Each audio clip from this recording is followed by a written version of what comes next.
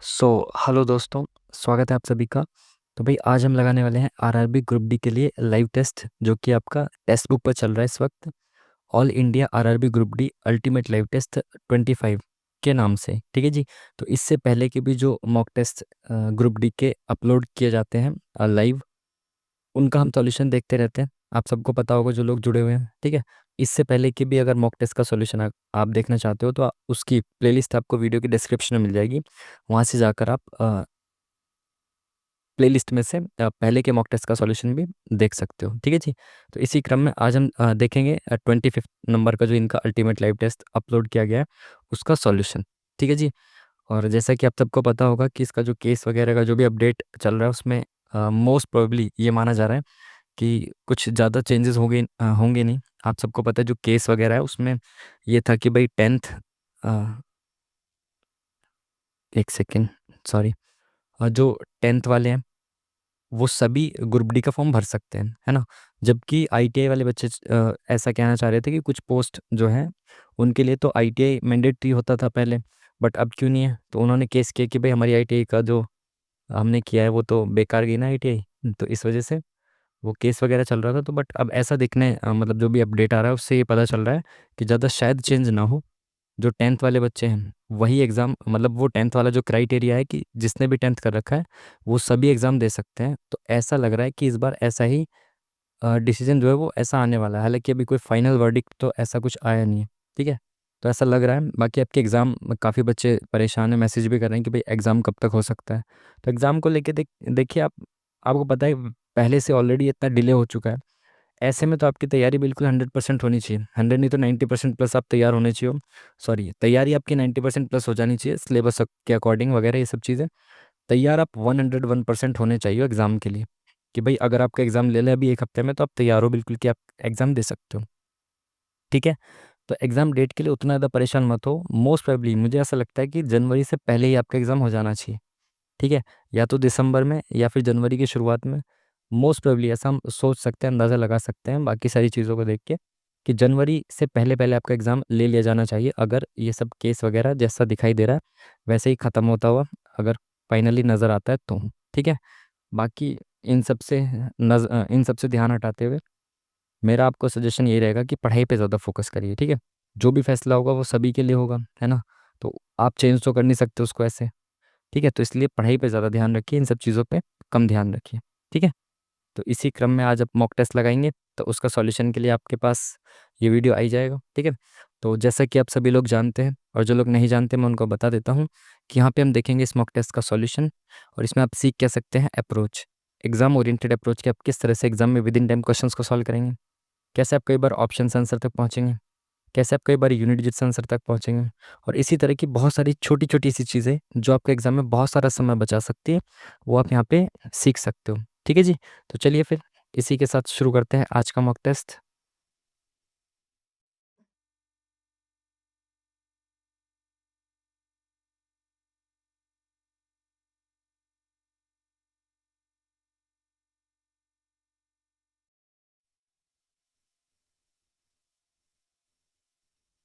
चलिए भाई, mock test शुरू हो चुका है आपका, ठीक है। अगर आप क्वेश्चन को इंग्लिश में पढ़ना चाहते हैं तो मैं इंग्लिश में क्वेश्चन को दिखा दूंगा आपको, आप वीडियो पॉज करके इंग्लिश में पढ़ लेना, बाकी हम हिंदी में इसका सॉल्यूशन देखेंगे, ठीक है जी। चलिए, पहला क्वेश्चन क्या है, विश्व जल दिवस 2025 का विषय क्या है। तो जो विश्व जल दिवस है उसकी थीम आपसे पूछी गई है, और ये शायद पहले भी मॉक टेस्ट में आया हुआ है, और आई थिंक पहले भी ऑलरेडी मॉक में आया हुआ है ना ये। इस सबके लिए जल, स्वच्छ महासागर, ग्लेशियर संरक्षण, नदियाँ और झीलें।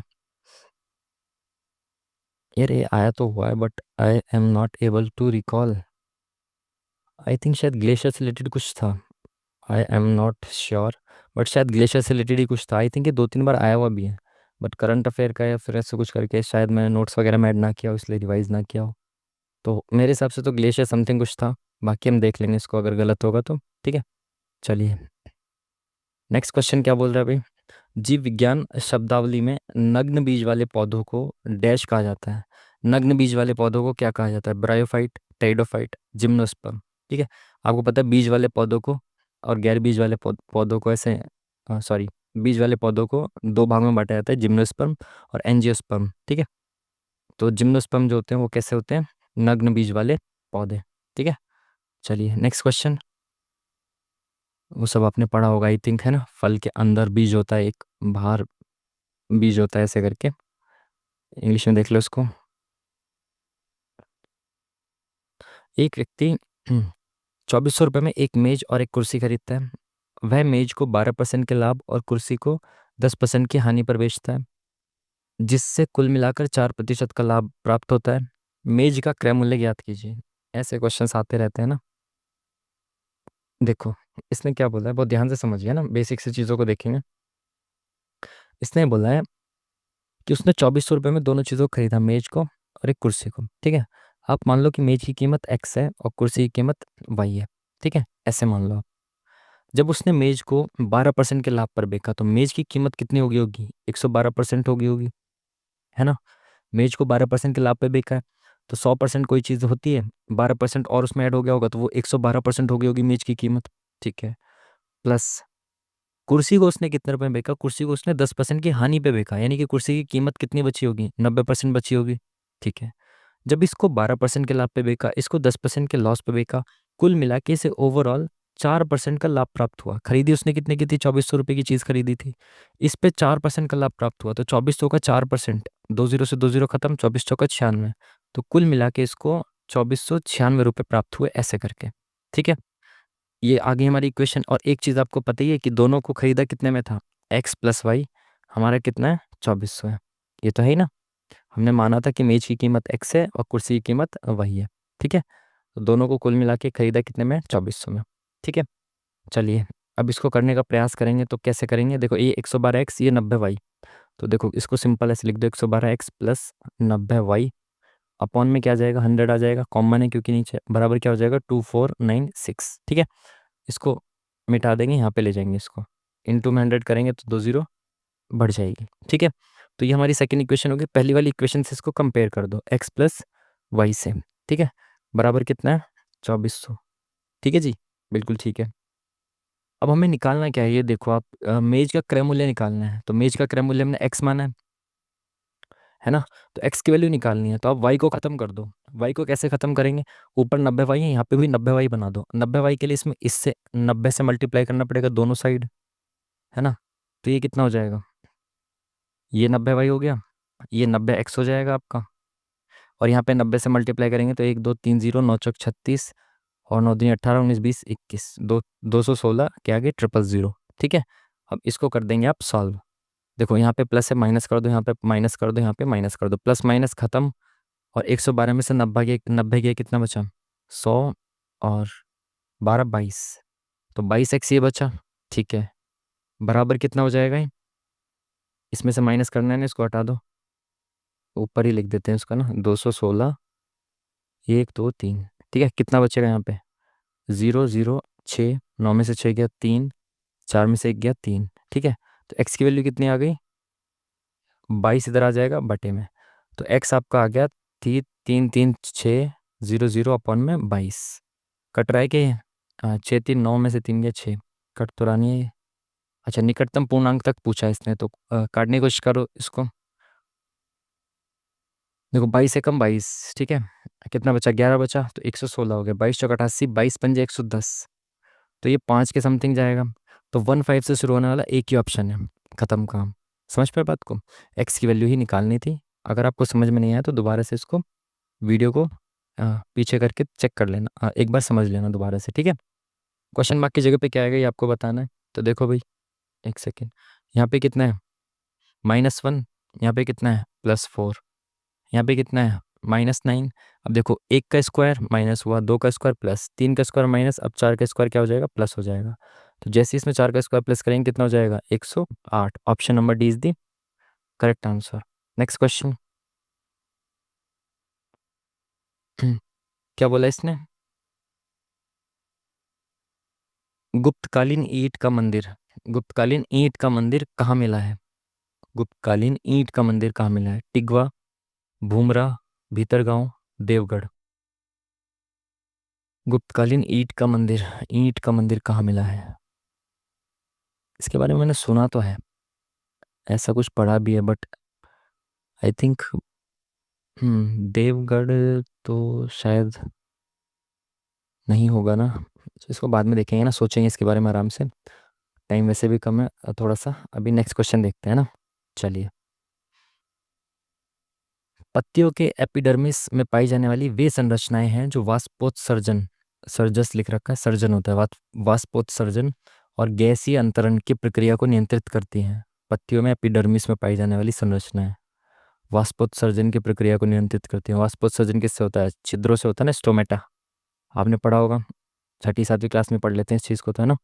स्टोमेटा क्या होते हैं? रंध्र होते हैं, रंध्र जो पत्तियों पे होते हैं ना, उनसे ही तो वाष्पोत्सर्जन होता है। चलिए नेक्स्ट क्वेश्चन, क्या है भैया?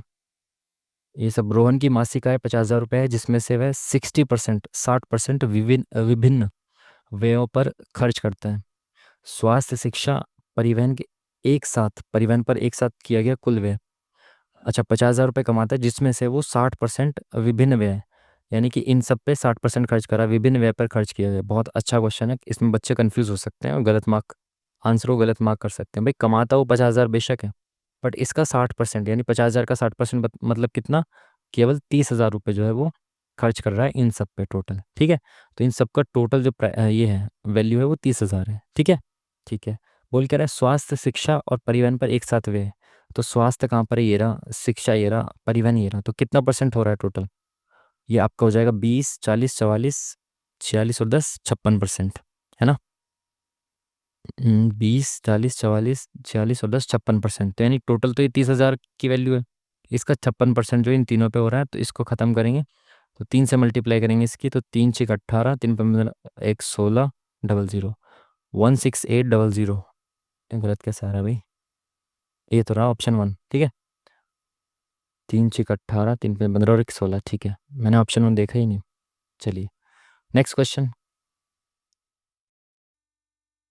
BFJN, आगे क्या आएगा? देखो सबसे पहली चीज़ तो ऑप्शन में मैंने जैसे ही देखा कि आर है, मैं चेक ही नहीं करूँगा, BF के बाद आर ही आएगा यहाँ पे, BFJN के बाद आर ही आएगा यहाँ पे, कोई मतलब ही नहीं चेक करने का। केवल नंबर्स को चेक करो आप। 2 से 8 हो गया, तो 2 चौक 8 चौक 32, ये सिंपल सीधा दिख रहा है आपको, मल्टीप्लाई हो रहा है 4 से, 32 चौका 4 तिया 12 × 4, तो इसमें भी ×4 × 4 × 4, अब इसमें भी ×4 करेंगे तो क्या आएगा? 4 8 32, 4 दूनी 8 9 10 11, 4 1 4 और 1 5, तो 512। ठीक है, option number second is the correct answer. Next question, एक शहर की जनसंख्या 10% प्रतिवर्ष की दर से बढ़ती है। यदि वर्ष 2018 में शहर की जनसंख्या 2 करोड़ थी, तो वर्ष 2021 में शहर की जनसंख्या कितनी होगी? बहुत आसान क्वेश्चन, हालांकि जनसंख्या वाले सवाल रेलवे में आते ही आते हैं, 100% आते हैं। ठीक है, तो क्या बोला इसने? शहर की जनसंख्या 10% प्रतिवर्ष की दर से बढ़ती है। 18 में 2 करोड़ थी, तो 21 में शहर की जनसंख्या कितनी होगी? ठीक है, देखो 18 में कितनी थी? 2 करोड़ थी, तो आप इसको मान लो 2 करोड़, तो 7 जीरो है ना, तो 1 2 3 4 ऐसे मान लो, के लिख दो इसको। ठीक है, इतनी जीरो है, इतना हो गया 2 करोड़। अगले वर्ष कितनी हो जाएगी? 19 में कितनी हो जाएगी? वो 10% बढ़ती है, तो 11/10 हो जाएगी। ठीक है, फिर अगले वर्ष कितनी हो जाएगी? अगले वर्ष मतलब ये कितने में होगी? 18 में थी ना, 19 में ही होगी। 20 में कितनी हो जाएगी? 11/10। फिर 21 में कितनी हो जाएगी? 11/10। ठीक है, कोई दिक्कत? बिल्कुल भी नहीं। 3 जीरो से ये के खत्म, सही है, हमने के रख लिया था ना। ठीक है, 3 जीरो से खत्म हो गया। 11 का क्यूब कितना होता है? 1331 इंटू 2 और 20 के, 20,000 है नहीं अब। ठीक है, तो ये कितना हो जाएगा? 2 एकम 2, 3 दूनी 6, 3 दूनी 6, 2 एकम 2 0 के, तो ये हो जाएगा 2662। तो एक ही ऑप्शन में दिख रहा है, option number third is the correct answer. ठीक है जी, आसान सा क्वेश्चन था। नेक्स्ट क्वेश्चन, कथन, पर्यावरणीय प्रदूषण पर ऐसी सूचनात्मक पुस्तकें पहले कभी उपलब्ध नहीं हुई। पर्यावरणीय प्रदूषण पर ऐसी सूचनात्मक पुस्तकें पहले कभी उपलब्ध नहीं हुई। ठीक है, पर्यावरणीय प्रदूषण पर अन्य पुस्तकें उपलब्ध हैं, हाँ होंगी, जब भी तो कह रहा है कि ऐसी सूचनात्मक पुस्तकें पहले नहीं हुई, और थी बट ऐसी पुस्तकें नहीं मिली पहले। तो पहली चीज़ तो ठीक है, ये वाला कथन, धारणा तो ठीक है। पर्यावरणीय प्रदूषण पर बहुत कम किताबें लिखी जा सकती हैं, ये तो बिल्कुल 100% गलत होना चाहिए। ज़रूरी थोड़ी है कि कम लिखी जा सकती हैं पर्यावरण प्रदूषण पे, भाई बहुत सारी लिखी जा सकती हैं, इस स्टेटमेंट से कहीं पे भी आ रहा है क्या कंक्लूजन? तो ये तो बहुत इजी क्वेश्चन है कि एक ही होना चाहिए 100% आंसर। ठीक है।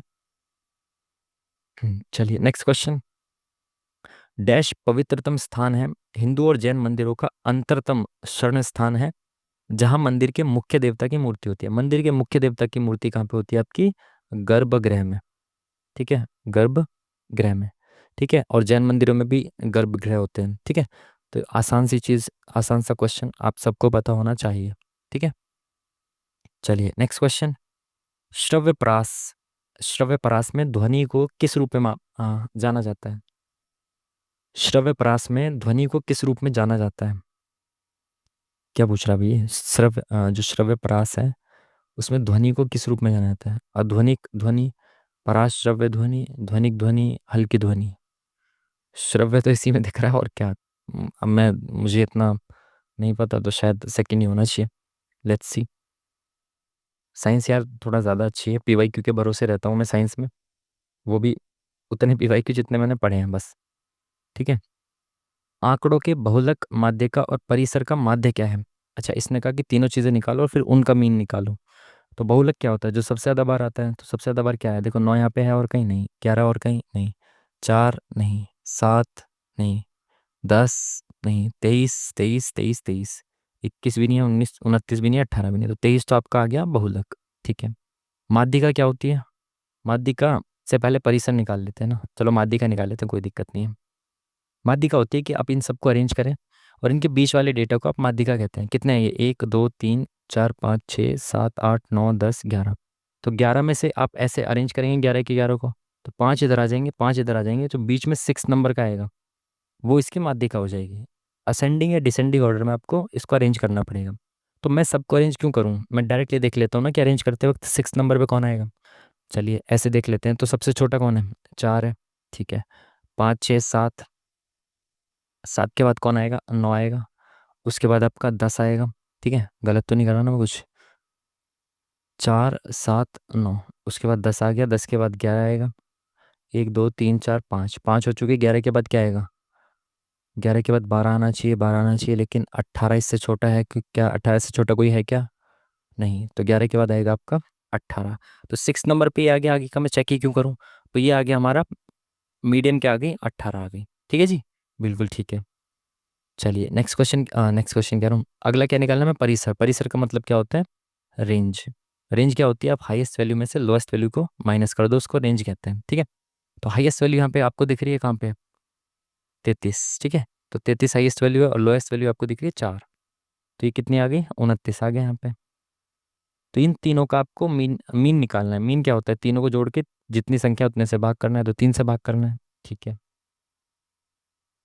तो भाई इनको जोड़ेंगे तो कितना हो जाएगा? इसमें से 2 इधर दे दो, 1 इधर दे दो, 30 40 50 60 70, तो 70/3 हो जाएगा। Option number D is the correct answer. आसान सा क्वेश्चन।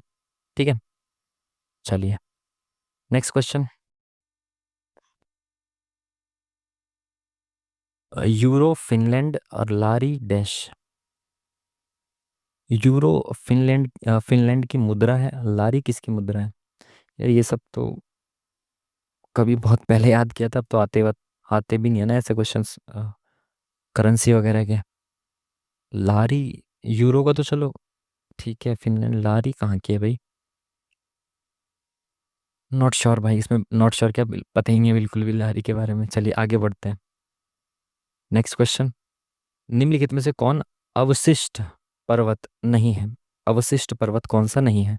पर्वतों के प्रकार आप सबको पता है ना, पढ़े होंगे आपने अच्छे से। नीलगिरी पर्वत, हिमालय पर्वत, अरावली पर्वत और राजमहल पर्वत। सबको पता है आपको कि हिमालय, हिमालय के बारे में ऑलमोस्ट सबका को पता होगा, आपने अच्छे से ज्योग्राफी में पढ़ते हुए भी आए होंगे आप शुरू से। ये कैसा नवीन वलित पर्वत है ना? तो ये अवशिष्ट पर्वत कैसे हो सकता है? नवीन वलित है ना, फोल्डेड माउंटेन है ये। तो हिमालय अवशिष्ट कैसे हो सकता है जब ये ऑलरेडी फोल्डेड माउंटेन है? ठीक है, चलिए नेक्स्ट क्वेश्चन। किसी वस्तु के डैश के परिवर्तन की दर को उसका त्वरण कहते हैं। त्वरण का संबंध किससे होता है? किसी वस्तु के वेग के परिवर्तन की दर को त्वरण कहते हैं। ये तो ऑलरेडी पहले मॉक में भी आया हुआ है, नोट्स में भी ऐड है, काफी बार इसको रटा हुआ भी है। Next question. उम्मीदवार एक्स को एक चुनाव में कुल मान्य मतों का 75% प्राप्त हुआ है। उम्मीदवार के पक्ष में डाले गए मान्य मतों की संख्या ज्ञात कीजिए यदि कुल मतों का 15% अमान्य घोषित किया गया है और कुल मतों की संख्या इतनी है। एक्स को एक चुनाव में कुल मान्य मतों का 75% प्राप्त हुआ है। जितने भी टोटल वोट्स थे उसमें से जितने वैलिड वोट्स हैं ना, वैलिड वोट्स का 75% एक्स को प्राप्त हुआ है। ठीक है। उम्मीदवार के पक्ष में डाले गए मान्य मतों की संख्या ज्ञात कीजिए, यानी कि जो इसको प्राप्त हुए हैं 75%, इसकी संख्या ज्ञात करनी है आपको यदि कुल मतों का 15% अमान्य घोषित किया गया। सिंपल सा क्वेश्चन है, इसमें क्या है भाई, देखो कुल मत कितने हैं, 1 2 3 4, इतने मत हैं टोटल। 15% को अमान्य घोषित कर दिया है तो मान्य मत कितने होंगे, 85% होंगे मान्य मत। तो ये जो 85% जो मान्य मत है ना, ये मान्य मत है, इसका 75% किसको प्राप्त हुआ, एक्स को, और इसी की वैल्यू पूछिए। 75% का मतलब क्या होता है, 3/4, ये तो होता है। ये पूछा है आपसे, और क्या पूछा, कुछ नहीं पूछा। देखो ये 2 0 से ये 2 0 खत्म, 4 से इसको काटेंगे तो 4 एकम 4, 4 चौक 16, 1400, और 14 × 3 = 4200, इंटू में 85। तो भाई इसकी मल्टीप्लाई करें 85 और 42 की, 5 दूनी 10, 2 8 16 और 1 17, 4 पंजे 20, 4 8 32 और 34, 0 7 5 3। ठीक है, और 2 0 और आगे आ जाएंगे, तो 3 5 7, option number 1 is the correct answer. इसमें तो आपको कुछ करने की भी जरूरत नहीं थी जब इसने ऑलरेडी दे दिया सब कुछ। चलिए नेक्स्ट क्वेश्चन।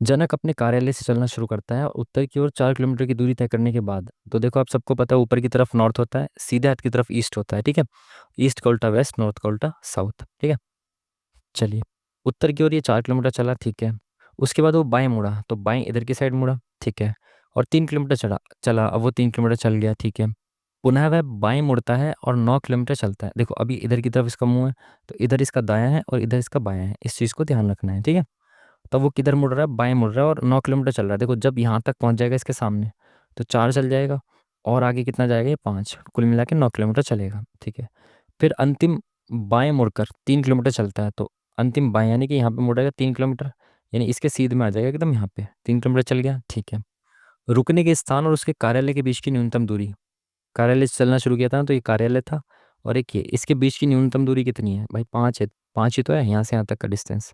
तो ऑप्शन नंबर, अच्छा यहाँ पे मैंने ऑलरेडी डब्ल्यू लिख दिया, यानी कि ये आंसर है। ठीक है, option number D is the correct answer. सभी क्षेत्रीय परिषदों का अध्यक्ष कौन होता है, जो रीजनल काउंसिल्स होते हैं उनका अध्यक्ष कौन होता है, बहुत आसान सा सवाल। इनका अध्यक्ष कौन होता है, हमारा हमारे गृह मंत्री। ठीक है, जो होम मिनिस्टर होते हैं वो इन काउंसिल्स की जो है वो अध्यक्षता करता है ना। अब आपने अगर डिटेल में कभी पढ़ा होगा इन चीज़ों को तो सुना होगा, वो आपने पढ़ा होगा, वो राज्य परिषदें वगैरह होती हैं, 263 264, ये सब अगर आपने पढ़ा है ना। उनके साथ साथ रीजनल जो काउंसिल्स हैं ये सब भी आती हैं, पढ़ना पड़ेगा दोस्त। ठीक है, चलिए। किसी दिए गए यौगिक के तत्वों का अनुपात भार के अनुसार हमेशा समान होता है। अब आप मेरे से बोलोगे कि पढ़ना पड़ेगा दोस्त, क्योंकि मैं साइंस नहीं क्योंकि मैं साइंस नहीं पढ़ रहा हूँ, तो अब आप मेरे से बोल सकते हैं कि पढ़ना पड़ेगा दोस्त। किसी दिए गए यौगिक में तत्वों का अनुपात भार के अनुपात अनुसार हमेशा समान रहता है। यह कथन डैश के अंतर्गत आता है। किसी दिए गए यौगिक में तत्वों का अनुपात भार के अनुसार हमेशा समान होता है। तत्वों का अनुपात भार के अनुसार हमेशा समान होता है। 6 बार पढ़ के देख लिया कुछ भी इसमें से रिकॉल नहीं हो रहा, तो आगे बढ़ते हैं, बाद में देखेंगे। ठीक है, चलिए। के का मान इस प्रकार ज्ञात कीजिए कि 7 अंक की संख्या ये 12 से विभाज्य हो। देखो जब भी किसी संख्या, कोई ऐसी संख्या हो ना जिसका डिविजिबिलिटी रूल डायरेक्ट ना हो, तो उसको क्या करिए, 2 को प्राइम नंबर्स में बदलिए। किस में चेंज करना है उसको, किस में बांटना है आपको, 2 को प्राइम नंबर, मतलब ऐसी 2 संख्याओं में डिवाइड करिए जिसके बीच में कुछ कॉमन ना हो। तो 4 या 12, अब आप सोच सकते हैं कि 6 दूनी 12, ऐसे भी तो हो सकता है, बट 6 और 2 में दो कॉमन है, ऐसा नहीं होना चाहिए। ठीक है, 2 ऐसी संख्याओं में चेंज करना है आपको इसमें, इसको जिसमें कोई कॉमन ना हो, जैसे 72 हो, मान लो कल को कह देगा कि 72 से डिविजिबल है। ठीक है, तो इसको आप कैसे बदलेंगे, 8 9 72, क्योंकि 8 और 9 में कुछ कॉमन नहीं है। ठीक है, ऐसे ही बोल दे 24, तो आप इसको 6 चौक 24 में नहीं बदल सकते, आप इसको बदलिए 3 × 8 = 24, क्योंकि 3 और 8 में कुछ कॉमन नहीं है, 6 और 4 में 2 कॉमन है। ठीक है, समझ पाए बात को? ठीक है, तो 12 को आप चेंज करेंगे 3 और 4, मतलब कि जो संख्या 3 और 4 दोनों से डिविजिबल होगी वो संख्या 12 से भी डिविजिबल होगी। ठीक है, ठीक है। तो 3 से काटने के लिए इनका जो सम है वो 3 से विभाज्य होना चाहिए। ठीक है, तो 5 और 1 6 खत्म, 3 खत्म, 2। तो या तो ये 2 बचा, तो के को हम जीरो तो रख नहीं सकते, के को अगर एक एक रखेंगे तो ये 4 हो जाएगा, 4 3 से नहीं कट सकता। तो के को अगर हम 2 2 रखेंगे तो ये 6 हो जाएगा, बिल्कुल। ठीक है, अगर आप 2 और 2 रख दोगे यहाँ पे तो के जो है वो 2 और 2 होके 4 बनाएगा, और 2 ऑलरेडी बचा हुआ है, तो ये 6 बन के किससे कट जाएगा? 3 से कट जाएगा। बट इसको 4 से भी तो चेक करना है आपको, तो 2 और 2 अगर मैं यहाँ पे रखता हूँ तो 4 से कट पाएगा के? 4 का डिविजिबिलिटी रूल क्या कहता है? लास्ट के 2 4 से कटने चाहिए, 4 से कट रहे हैं नहीं। तो आगे बढ़िए, अब 2 ऑलरेडी है यहाँ पे, 3 और 3 अगर मैं रखता हूँ तो 3 और 3 6 और 2 8, 3 से कट पाएगा क्या? नहीं। 4 और 4 रखिए, 4 और 4 8 और 2 10, कट पाएगा क्या? नहीं। उसके बाद 5 और 5 तो वैसे भी नहीं कट पाएगा, 6 और 6 रखिए, 6 6 12 13 14, कट पाएगा क्या? नहीं। 7 और 7 नहीं कट पाएगा, 8 और 8 रखिए, 8 8 16 17 18, कट पाएगा क्या? बिल्कुल 18। 8 8 16 2 18, 3 से कट जाएगा और ये 4 से भी कट जाएगा, तो ऑप्शन नंबर सी इसका करेक्ट आंसर होना चाहिए। ठीक है, 2 और 2 रखेंगे तो 4 से कटेगा नहीं, 4 और 4 4 से कट जाएगा, लेकिन 4 4 8 और 2 10 नहीं कटेगा, है ना? 6 3 9 2, हाँ ठीक है। ठीक है, option number C is the correct answer. Next question. आप इसको उल्टा भी कर सकते थे कि पहले के और के को रख के देख लेते और 4 से काट के देख लेते, जो ऑप्शन 4 से सेटिस्फाई कर रहा था उसके बाद फिर चेक कर लेते कि वो 3 से कट रहा है या नहीं कट रहा है, ऐसे भी कर सकते थे। ठीक है, चलिए फर्स्ट से फर्स्ट और फर्स्ट से लास्ट का लिंक आप पहले देखेंगे इसमें। ठीक है, STU+2 YZA इधर से +2 VWXGHIOPQSTURST, एक बार +2 एक बार -2, एक बार +2 एक बार -2। ठीक है, HIJCDE। ठीक है, तो HIJ आएगा, ठीक है। उसके बाद CDE तो C आएगा, IJK के आएगा, IJK। उसके बाद G है तो EFG तो E आएगा, EFG। ठीक है, HIJCDE IJK EFG। तो JKC जो JCK सब में इसमें नहीं है, JCK और E, ये दो ऑप्शन भी खत्म, option number second is the correct answer. ठीक है, नेक्स्ट क्वेश्चन। थोड़ा तेजी से चलते हैं यार, आज टाइम भी कम है, बहुत लेट हो गया आज मैं काफ़ी। जंतुओं के समूह असमतापी होते हैं। अगर आपने एनवायरनमेंट कभी पढ़ा है अच्छे से, या फिर पहले मतलब साइंस भी अगर आपने पढ़ी है अच्छे से, तो आपने पढ़ा होगा इसको, समतापी और असमतापी होते हैं, है ना? ज़्यादा डिटेल से नहीं पढ़ेंगे ना। जो असमतापी होते हैं वो ऐसे होते हैं, जो अपना शरीर का तापमान है ना, वो अपने आसपास के एनवायरनमेंट के हिसाब से क्या कर लेते हैं? चेंज कर लेते हैं। ठीक है, वो समतापी नहीं होते। समतापी कैसे होते हैं कि आसपास के हिसाब से चेंज नहीं कर पाते, स्थिर रहते हैं। ठीक है, अपने आसपास के एनवायरनमेंट के अनुसार ही वो क्या कहते हैं, मतलब उनका जो टेम्परेचर है शरीर का वो चेंज नहीं होता पर्यावरण के अनुसार, वो स्थिर रहता है। ठीक है, तो ऐसे असमतापी इनमें से देखना है कि कौन से जो ऐसे जीव हैं जिनका तापमान जो है वो आसपास के पर्यावरण में जो तापमान के हिसाब से, अगर आसपास के पर्यावरण में चेंज हो रहा है टेम्परेचर, तो उनका शरीर भी जो है उसके हिसाब से ढाल लेता है अपने आप को। ठीक है, इसमें मोस्टली जलीय जीव, ज़्यादातर जलीय, और जो ज़मीन के अंदर जैसे बिल वगैरह में रहने वाले जीव होते हैं ना, वो सब इसमें आते हैं मोस्टली। ठीक है, तो कौवा कौवा कैसे आ जाएगा भाई असमतापी में? कौवा क्यों चेंज करेगा? कौवे को ज़रूरत क्या है? तो वो मतलब ज़मीन वगैरह में रहता नहीं है इतना, और ना ही पानी में रहता है, तो कौवा तो नहीं होना चाहिए मेरे हिसाब से, इसमें भी कौवा नहीं होना चाहिए। पेंगुइन, सैलेमेंडर, बंदर, भाई देखो बंदर मेरे हिसाब से नहीं होना चाहिए। रोहू, मेंढक, कोबरा, कोबरा भी हो सकता है, मेंढक भी हो सकता है, अब रोहू कौन है ये? तो यही ऑप्शन दिख रहा है, 3 ऑप्शन वैसे भी एलिमिनेट हो चुके हैं। ठीक है, चलिए नेक्स्ट क्वेश्चन, चलिए तेजी से चलेंगे ना। दूध और पानी के 60 लीटर मिक्सचर में 10% पानी है, तो भाई मिल्क और वाटर का रेशियो कितना दे रखा है? पानी कितना है? 10%, यानी कि अगर 1 लीटर पानी है, 1 यूनिट पानी है तो 9 यूनिट कितना क्या होगा? मिल्क होगा। 10% वाटर है तो 90% मिल्क होगा, तो रेशियो में कन्वर्ट कर दो। ठीक है, इसमें कितना पानी मिलाया जाए, यानी कि पानी मिलाना है इसमें कुछ, कि पानी 25% हो जाए, यानी पानी 1/4 हो जाए। तो मिक्सचर में अगर पानी 1 हो जाएगा 4 में से, तो दूध कितना बचेगा? 3 बचेगा, है ना? पानी कितना करना है? 1/4 करना है हमें, यानी 4 अगर टोटल मिक्सचर है तो उसमें से 1 पानी होना चाहिए। 4 टोटल मिक्सचर है, एक पानी है, तो दूध कितना होगा, 3 होगा, ठीक है। बट इन्होंने तो ये कहा है कि केवल पानी मिलाना है, दूध से तो छेड़छाड़ ही नहीं की इन्होंने, तो दूध तो सेम ही रहना चाहिए, मिल्क, ठीक है। तो इसको भी 9 बनाना पड़ेगा, तो 3 से मल्टीप्लाई इधर करना पड़ेगा, 3 से मल्टीप्लाई इधर करना पड़ेगा, तो 3 3 9, और ये कितना हो जाएगा आपका 3, ठीक है। अब वाटर कितना यूनिट बढ़ गया, पहले 1 यूनिट था, अब 3 यूनिट हो गया, तो 2 यूनिट इसमें वाटर ऐड करना पड़ेगा। तो 1 यूनिट की वैल्यू कितनी है निकाल लो, पहले शुरुआत में मिक्सचर कितना है 10 यूनिट, और एक्चुअल में मिश्रण कितना है 60, यानी 1 यूनिट की वैल्यू है 6 लीटर, तो 2 यूनिट की वैल्यू कितनी हो जाएगी 12 litre. Option number C is the correct answer. Next question, चलिए क्या पूछा इसने, कौन सी संख्या मादा सफेद पक्षी का प्रतिनिधित्व करती है। अब देखें इसमें कौन सा है भाई, वृत्त बैंगनी रंग, बैंगनी का तो मतलब नहीं यहाँ पे कुछ, ठीक है। त्रिभुज सफेद, तो ये सफेद हो गई, ठीक है। वर्ग एक पक्षी, तो पक्षी भी चाहिए तो वर्ग भी आ गया, हमें ट्रायंगल चाहिए, वर्ग चाहिए। और पंचभुज मादा, मादा भी चाहिए हमें, तो पंचभुज भी चाहिए, ठीक है। इसमें उल्टा बन रहा है पंचभुज, ठीक है।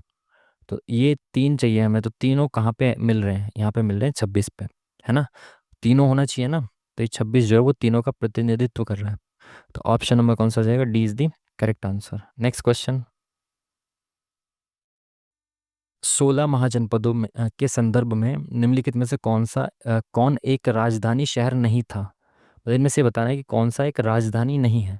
देखो उज्जैन आप सबको पता है, अब देखो 16 महाजनपद जो है वो बहुत इंपॉर्टेंट है, 12th आप पढ़ते हो तब भी इंपॉर्टेंट रहते हैं, आप ग्रेजुएशन करते हो तब भी इंपॉर्टेंट रहते हैं, और अब एग्ज़ाम देते हो तब भी इंपॉर्टेंट रहते हैं, आप कोई सा भी एग्ज़ाम दे लो, महाजनपद जो है वो आपको अच्छे से पता होने चाहिए इनके बारे में, ठीक है, अच्छे से पढ़ना है।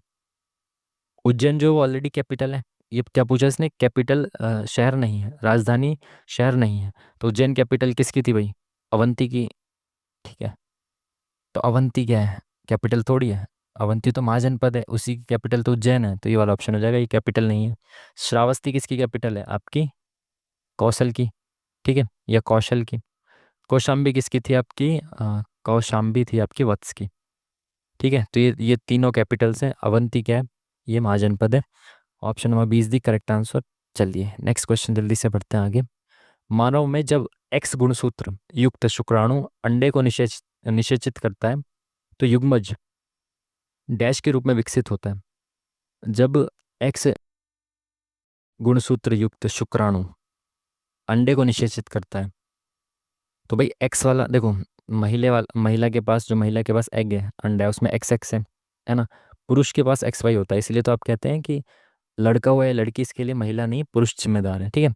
अगर यहाँ से एक्स जाएगा इसके पास तो ये एक्स एक्स बनेगा, यहाँ से वाई जाएगा तो ये एक्स वाई बनेगा, एक्स वाई होता है लड़का और एक्स एक्स होती है लड़की, तो यहाँ से एक्स जा रहा है इसके पास, तो ये क्या बनेगी, महिला, ठीक है। नेक्स्ट क्वेश्चन, इसका मान आपको बताना है। देखो पावर जब भी माइनस में आपको दिखे तो पावर माइनस का मतलब होता है उल्टा कर दो, जैसे मैंने कहा 2/3 की पावर -4, तो ये हो जाएगा 3/2 की पावर 4, ठीक है। तो ये हो जाएगी भाई -6/5 की पावर 5 इंटू 3, पावर पावर के ऊपर पावर मल्टीप्लाई कर दो, 15 आ जाएगा, ठीक है। तो -6/5 तो कहीं नहीं दे रखा भाई इसमें, अच्छा अच्छा इन्होंने चेंज ही नहीं किया इसको, ठीक है। तो भाई इसने डायरेक्ट क्या कर दिया, -5/6 ही रहने दिया है, और 5 दिया 15, तो माइनस का 15 हो जाएगा, -5 इंटू 3, तो -15 ये दोनों खत्म, और 5/6 माइनस का ही रहेगा, तो option number D is the correct answer. चलिए नेक्स्ट क्वेश्चन, प्लस और माइनस को आपस में बदलना है और इंटू और डिवाइड को आपस में बदलना है, तो बताना है क्वेश्चन मार्क पे क्या आएगा।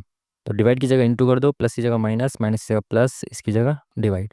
तो 8 दूनी 16, 8 एकम 8, तो 6 दूनी 12, 6 पंजे 30 और 1 31, -71 प्लस 21, तो 71 में से 21 गया कितना बचा, 50 60 70 माइनस का 50, तो 2 और 6 और 2 262, option number C is the correct answer, ठीक है।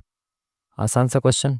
नेक्स्ट क्वेश्चन, पोतगाह यानी गोदीबाड़ा सिंधु घाटी सभ्यता के निम्नलिखित में से किस स्थान पर पाया जाता है। आप सबको पता है सिंधु घाटी का जो गोदीबाड़ा यानी कि जो उनका बंदरगाह था वो कौन सा था, लोथल, है ना। सिंधु घाटी सभ्यता का फेमस बंदरगाह लोथल आप सबको पता होना चाहिए। ब्लीचिंग पाउडर का रासायनिक सूत्र, अब देखो ऐसी ऐसी चीज़ें जो एग्जाम में इतनी बार आती हैं मुझे भी पता है ना, तो आपको तो पता होना ही चाहिए, ठीक है। अगर मेरे को पता है तो आपको ज़रूर पता होना चाहिए। साइंस की कुछ ही चीज़ें हैं जो हमने रट रखी है।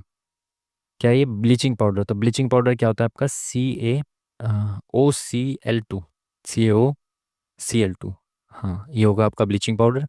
और आपको पता है जो एग्जाम में बहुत बार पूछा जाता है, बेकिंग सोडा, यानी कि खाने वाला सोडा, ये क्या होता है आपका, NaHCO3।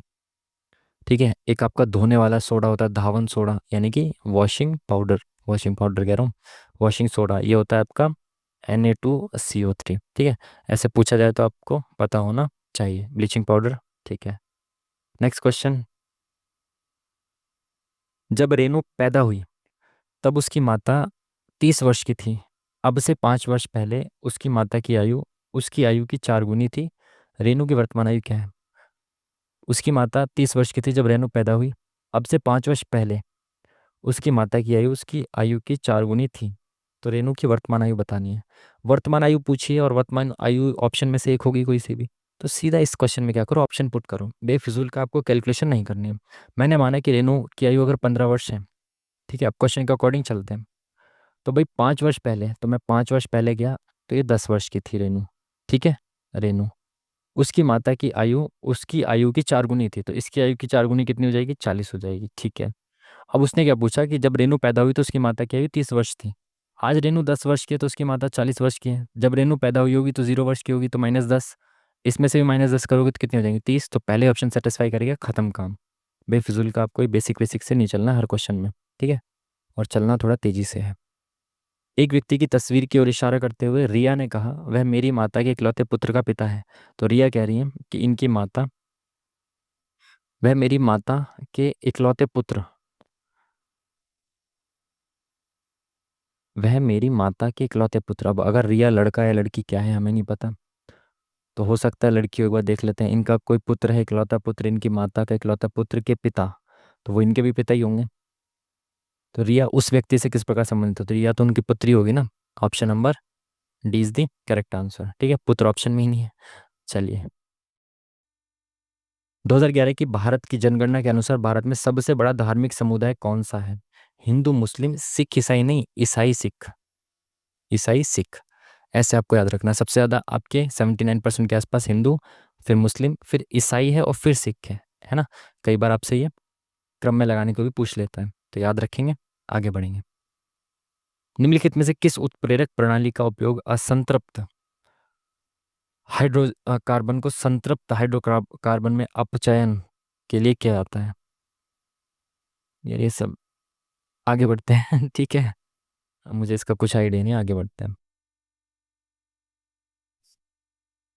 2k+11 का मान ज्ञात कीजिए, जहाँ k 16, 25, 13, 26 और 15 का औसत है, यानी इन सब का जो एवरेज है उसका मान, वो k का मान है।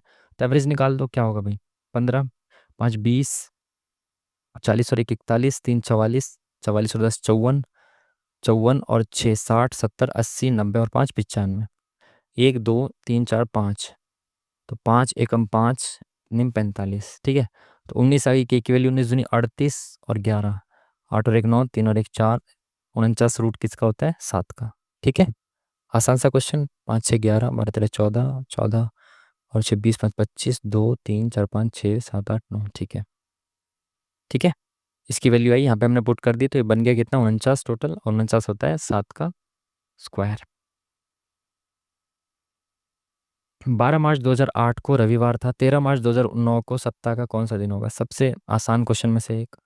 सेम डे को अगले साल +1 हो जाता है, मतलब 12 मार्च 2008 को रविवार है, तो 12 मार्च 2009 को क्या हो जाएगा, +1 हो जाएगा, यानी कि मंडे हो जाएगा, सोमवार हो जाएगा। ठीक है।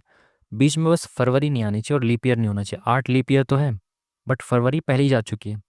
अगर फरवरी इनके बीच में आती तो वो +1 और कर देती एक्स्ट्रा। मतलब आप समझ रहे हैं, जैसे मैं 1 फरवरी को कहूँ, 1 फरवरी 2008 को संडे है, तो 1 फरवरी 2009 को क्या होगा, +1 होना चाहिए, बट यहाँ +2 हो जाएगा। क्यों? क्योंकि लीप ईयर है यहाँ पे, तो लीप ईयर की वजह से फरवरी 29 की होगी, तो यहाँ पे +1 एक्स्ट्रा करना पड़ेगा। वैसे तो +1 होता है, बट 1 फरवरी का दिन भी बढ़ जाएगा तो +2 करना पड़ता है। ठीक है, बट यहाँ पे फरवरी पीछे निकल गई, मार्च से आगे बढ़ना है हमें, तो +1 करना पड़ेगा। तो 12 मार्च 2009 को क्या हो जाएगा, मंडे हो जाएगा, बट 13 मार्च पे जाना है तो वो ट्यूसडे हो जाएगा। ठीक है, +1 करना पड़ेगा। Next question. राधा रेड्डी और राजा रेड्डी किस नृत्य के प्रसिद्ध समर्थक हैं? राधा रेड्डी और राजा रेड्डी। भाई रेड्डी तो आई थिंक आंध्र प्रदेश का सरनेम होता है ना, रेवंता रेड्डी और वो सब आपने। नहीं, रेवंता रेड्डी कौन है? तो तेलंगाना के है ना शायद, नहीं। रेड्डी सरनेम मेरे हिसाब से तो आंध्र प्रदेश में ज़्यादा होता है। और आंध्र प्रदेश का आपको पता है कुचिपुड़ी है। तमिलनाडु, केरल, केरल। तो मैं तो इसके साथ ही जाना चाहता हूँ, क्योंकि रेड्डी जो सरनेम है वो आंध्र प्रदेश में होता है। आंध्र प्रदेश का नृत्य जो है वो कुचिपुड़ी है। ठीक है, बाकी हो सकता है गलत हो तो देख लेंगे बाद में। ठीक है। कौन सा कोशिका का घटक कोशिका विभाजन में मदद करता है और कोशिका की गतिविधि और वंशानुगत लक्षणों को नियंत्रित करता है? तो देखो, पहली बात तो कोशिका का जो घटक कोशिका के विभाजन में मदद करता है वो क्या होता है? उसका केंद्रक। ये आप सबने पढ़ा होगा, रटा होगा। नहीं, रटा नहीं होगा, मेरी तरह आपने पढ़ा होगा अच्छे से। ठीक है, आगे बढ़ते हैं जल्दी से। स्थिर जल में एक नाव की गति 10 किलोमीटर प्रति घंटा है। नाव द्वारा अनुप्रवाह में, अनुप्रवाह मतलब डाउनस्ट्रीम, ठीक है, चल के अनुकूल दिशा में 35 किलोमीटर जाने में लिया गया समय प्रतिवाह यानी कि अपस्ट्रीम में 14 किलोमीटर जाने में लगने वाले समय का 1.25 गुना है। 60 किलोमीटर अनुप्रवाह में जाने में कितना समय लगेगा? नाव की गति यानी कि आपको क्या दे रखा है? एक्स दे रखा है आपको, 10 किलोमीटर प्रति घंटा है। नाव को जब डाउन स्ट्रीम जाना है 35 किलोमीटर, जब वो 35 किलोमीटर डाउन स्ट्रीम जा रही है, डाउन स्ट्रीम आपको पता है क्या? अनुप्रवाह यानी कि जल की दिशा में, तो एक्स प्लस वाई हो जाती है उसकी स्पीड। एक्स आपको 10 दे रखा है, प्लस वाई कितना दे रखा है पता नहीं। ठीक है, तो इसमें इसको जितना भी समय लगता है वो प्रति वाह यानी कि अप स्ट्रीम में 14 किलोमीटर जाने में लगने वाले समय का 1.25, यानी इसमें जो समय लगा वो 1.25 गुना होगा किसका? 14 किलोमीटर अपस्ट्रीम जाने में। अपस्ट्रीम कैसे जाएंगे? माइनस करके, 10x - y। ठीक है, बिल्कुल ठीक है। इसको फ्रैक्शन में चेंज कर लो। 1.25 को आप कैसे लिख सकते हो? ये पॉइंट हटा के नीचे 100 लगा सकते हो। 25 चौका 100, 25 पंजे 125, तो 5/4 लिख सकते हो इसको आप। 2 दूनी 4, 2 सत्ते 14। ठीक है, तो ये कितना हो जाएगा? 7 पंजे 35/20 - 2y, है ना।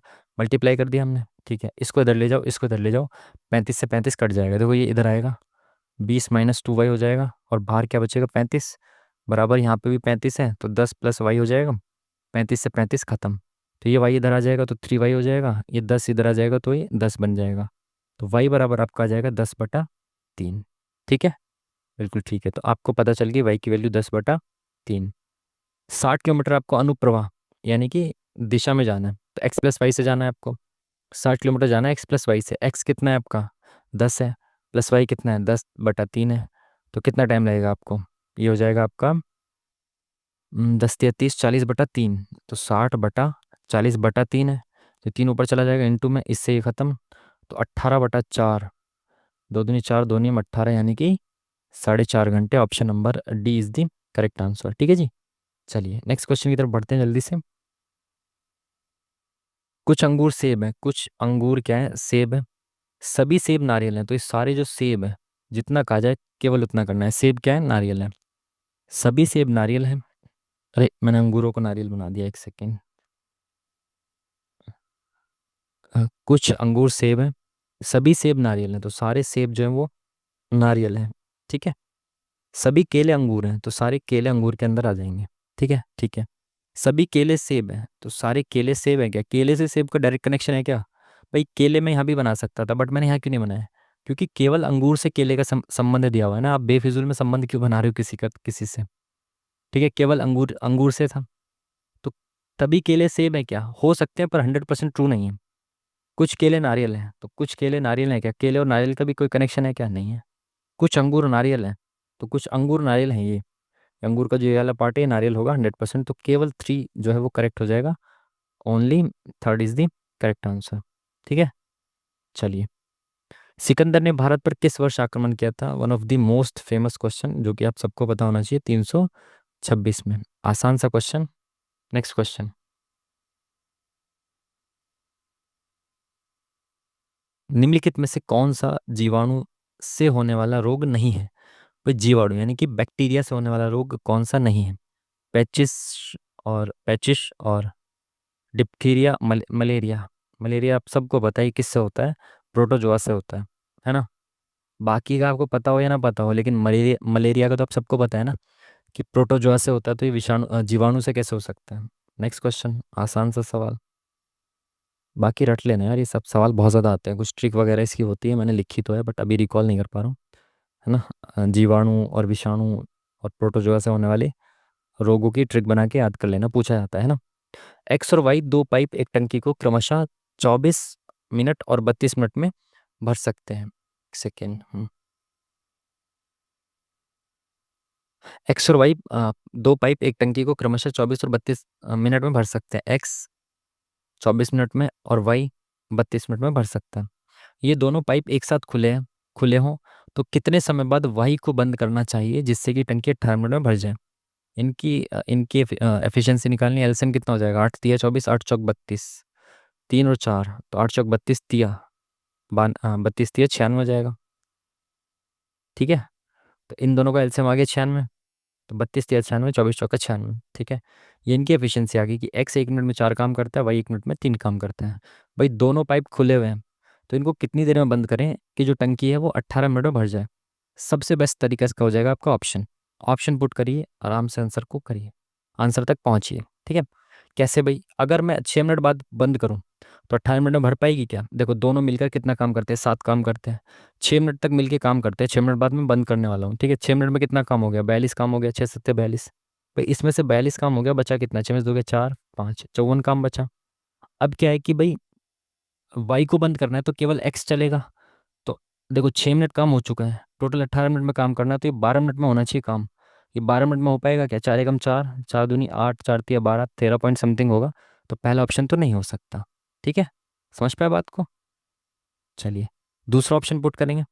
हमने माना है कि 8 मिनट तक 7 काम करते हैं, तो 4 3 7 इंटू 8, 8 7 56, तो मिलकर वो 8 मिनट में 56 काम कर लेंगे। ठीक है, अगर 96 में से ये टोटल वर्क है। ठीक है, 56 काम हो चुका तो कितना बचा, 9 में 5 गया 4, अब 40 काम बचा है। और 8 मिनट काम हो चुका है, 18 मिनट में करना है, तो अब 10 मिनट ही किया जा सकता है। और कौन बचा हुआ है, वाई को बंद करना है, तो केवल एक्स काम कर सकता है। तो 40 काम को एक्स कितने देर में कर देगा, 10 मिनट में कर देगा, खत्म काम। ये ऑप्शन 20 दी करेक्ट आंसर, है ना, सेटिस्फाई कर गया भाई। ये बचा हुआ काम 10 मिनट में कर देगा, दोनों मिलकर 8 मिनट तक काम करेंगे, कुल मिला के 18 मिनट में काम हो जाएगा, खत्म काम, हो गया काम। ठीक है, चलिए नेक्स्ट क्वेश्चन। आगे क्या है आपको बताना है जी। ऐसे फर्स्ट से फर्स्ट का कनेक्शन देखते हुए चलना है पहले। ठीक है जी, H I J K LMNO PQRS TUVW, तो डब्ल्यू आएगा, ये दोनों ऑप्शन खत्म। ABCDEFGHIJKLMNOPQ, क्यू आएगा, ये ऑप्शन खत्म। Option number second is the correct answer. ठीक है, दो दो का गैप चलता, चार चार का गैप चलता चला जा रहा है। नेक्स्ट क्वेश्चन देखेंगे भाई। भाषा के निम्नलिखित में से कौन सी शाखा इंडो यूरोपीय भाषाओं के परिवार से संबंधित नहीं है। इंडो यूरोपीय भाषाओं के परिवार से संबंधित नहीं है। विचार मैं भी भूल चुका हूँ काफ़ी सारी। इटैलिक इंडो यूरोपीय से है, ये है 100% है। केल्टिक यूरोपीय तो होनी चाहिए ना इंडो यूरोपीय से। Fino Greek, Fino Greek, Celtic Fino Greek, ऐसा नाम तो शायद नहीं सुना इसमें। I think fourth he option होना चाहिए, जहाँ तक आई एम नॉट श्योर, बट ये तो है कि फर्स्ट और थर्ड में से नहीं हो सकता, सेकंड और फोर्थ में से मुझे फोर्थ लग रहा है, बाकी देखते हैं। विभाजन के दौरान एक मूल कोशिका को द्रव्यमान कोशिकाओं की तैयारी के लिए डैश में विभाजित किया जाता है। विभाजन के दौरान एक मूल कोशिका को द्रव्यमान कोशिकाओं की तैयारी के लिए डैश में विभाजित किया जाता है। एक समान, एक असमान, दो असमान, दो एक समान, समान। विभाजन के दौरान ऐसे दो एक समान में मूल कोशिका को दो भागों में बांटा जाएगा ना, तो दो एक समान कोशिकाओं में बांटा जाता है। सही है, नॉर्मल सी चीज़ है ये तो। Next question. 5 संख्याओं का माध्य 24 है, किन्हीं 3 संख्याओं का माध्य 30, तो शेष 2 संख्याओं का माध्य कितना होगा। देखो अब इसमें ना बेसिक से आप कर सकते हो, कोई दिक्कत है नहीं। 5 संख्याओं का माध्य 24 है तो पाँचों का योग कितना हो जाएगा, 24 पंजे 120 हो जाएगा। 3 का माध्य 30 है तो यानी कि इनका योग 90 हो जाएगा। तो कुल मिला के बचे कितनी, 30 बचा, और 2 संख्याएं हैं तो 15 हो गया। ऐसे भी कर सकते हो, अगर मैं थोड़ा सा और चीज़ आपको थोड़ा सा एनहांस करूँ आपके तरीके को, तो देखो 5 का एवरेज जो है वो 24 है, यानी कि सब 24 24 तो है। 3 उसमें से 30 है, यानी कि इनके पास कितना कितना एक्स्ट्रा है, 6 6 एक्स्ट्रा है इन तीनों के पास। ये 18 एक्स्ट्रा है इनके पास, है ना। तो ये जो बाकी की 24 24 होनी चाहिए थी, इनके पास तो भाई 18 कम हो जाएगा। और दोनों में से बराबर बराबर खींचूंगा, इसमें से भी 9 खींच लूँगा, इसमें से 9 खींच लूँगा, तो कितना कितना बचेगा, 15 15 बचेगा, वही एवरेज हो जाएगा। ठीक है, दोनों तरीके आपको बता दिए, आगे बढ़ते हैं। टाइम कम, इसको ऐसे लिखा जा रहा है, इसको ऐसे लिखा जा रहा है, बताना है आपको। तो फर्स्ट से फर्स्ट का कनेक्शन देखेंगे पहले, फिर फर्स्ट से लास्ट का कनेक्शन, ठीक है। तो बी से एम, तो बी से एम 2 से 13, तो भाई +11। एल से ए, तो जे के एल 12, तो भाई 12 से 1, तो यहाँ पे -11, ठीक है। और आई से आई, ठीक है। एस से टी +1 हो गया ये तो, आर एस टी -2 हो गया, कोई कनेक्शन बन नहीं रहा है ना। तो फर्स्ट से लास्ट का देखो जल्दी से। बी से आर, एल से T, M N O P Q R S T, B से आर बहुत ज़्यादा हो जाएगा, आई से आई ही रहा। ये बीच वाला तो मुझे लग रहा है आई से आई है, यहाँ पे बीच वाला सेम है क्या, 1 2 3 4 5, यहाँ पे भी तीसरा सेम है, तो बीच वाला तो सेम रहेगा ही रहेगा, ये तो तय है। तो जब ऐसे दिखे ना आपको बीच वाला सेम है, तो इसमें मोस्ट प्रोबेबली ना पैटर्न लगता है। बाकी आपको पता है इसकी अप्रोच क्या होनी चाहिए आपको, सबसे पहले फर्स्ट से फर्स्ट, फिर फर्स्ट से लास्ट। उसके बाद रैंडम चेक करेंगे कि ABCD फॉर्म में तो नहीं दे रखा। उसके बाद देखेंगे अल्फ़ाबेटिकल ऑर्डर में तो नहीं दे रखा, ठीक है। मतलब ABCD फॉर्म मतलब अल्फ़ाबेटिकल ऑर्डर, रैंडम मतलब ऐसी कुछ, जैसे रैंडम का मतलब जैसे बी को एम लिख दिया, तो यहाँ पे कुछ कॉमन ही नहीं दिख रहा रैंडम, आप चेक कैसे करोगे। यहाँ पे बी को एम लिख दिया ऐसे ही बिना किसी लॉजिक के, तो यहाँ पे बी को एम लिखता बट कुछ कॉमन है ही नहीं, बट यहाँ पे बी को जे लिखा हुआ है। तो भाई इसका पैटर्न बना दो बिना किसी देरी के साथ, ठीक है। और एक हिंट मैंने आपको दिया, जब ऐसे बीच बीच वाला सेम दिखाई देना तो पैटर्न ही लगता है मोस्ट प्रोबेबली, 99% श्योर। देखो यहाँ तो ये सेम है, देखो अभी दिख गया ए से बी, एल से एम, तो यहाँ से +1 और यहाँ से +1, आर से एस, एस से टी, ठीक है। तो ग्लोब को लिखेंगे आप, तो बीच वाला तो सेम ही रहेगा। तो ए से बी हुआ है तो एफ से जी होगा, एल से एम हुआ है तो एल से एम होगा, तो MFO आएगा, MFO, ये ऑप्शन खत्म। यहाँ आर से एस हुआ है तो यहाँ ए से बी होगा, और एस से टी या ई से एफ होगा, तो OFA option number second is the correct answer. Next question. मनुष्य के आमाशय में पाए जाने वाले अम्ल का रासायनिक सूत्र क्या है। आप सबको पता है, आपके जो स्टमक है उसमें कौन सा एसिड पाया जाता है, हाइड्रोक्लोरिक एसिड HCl पाया जाता है। आधे क्वेश्चन में आधे से ज़्यादा टाइम निकल चुका है, इसलिए थोड़ा तेजी से चलते हैं ना। एक परीक्षा में संदीप को उत्तीर्ण अंकों से 55% अंक प्राप्त हुए हैं।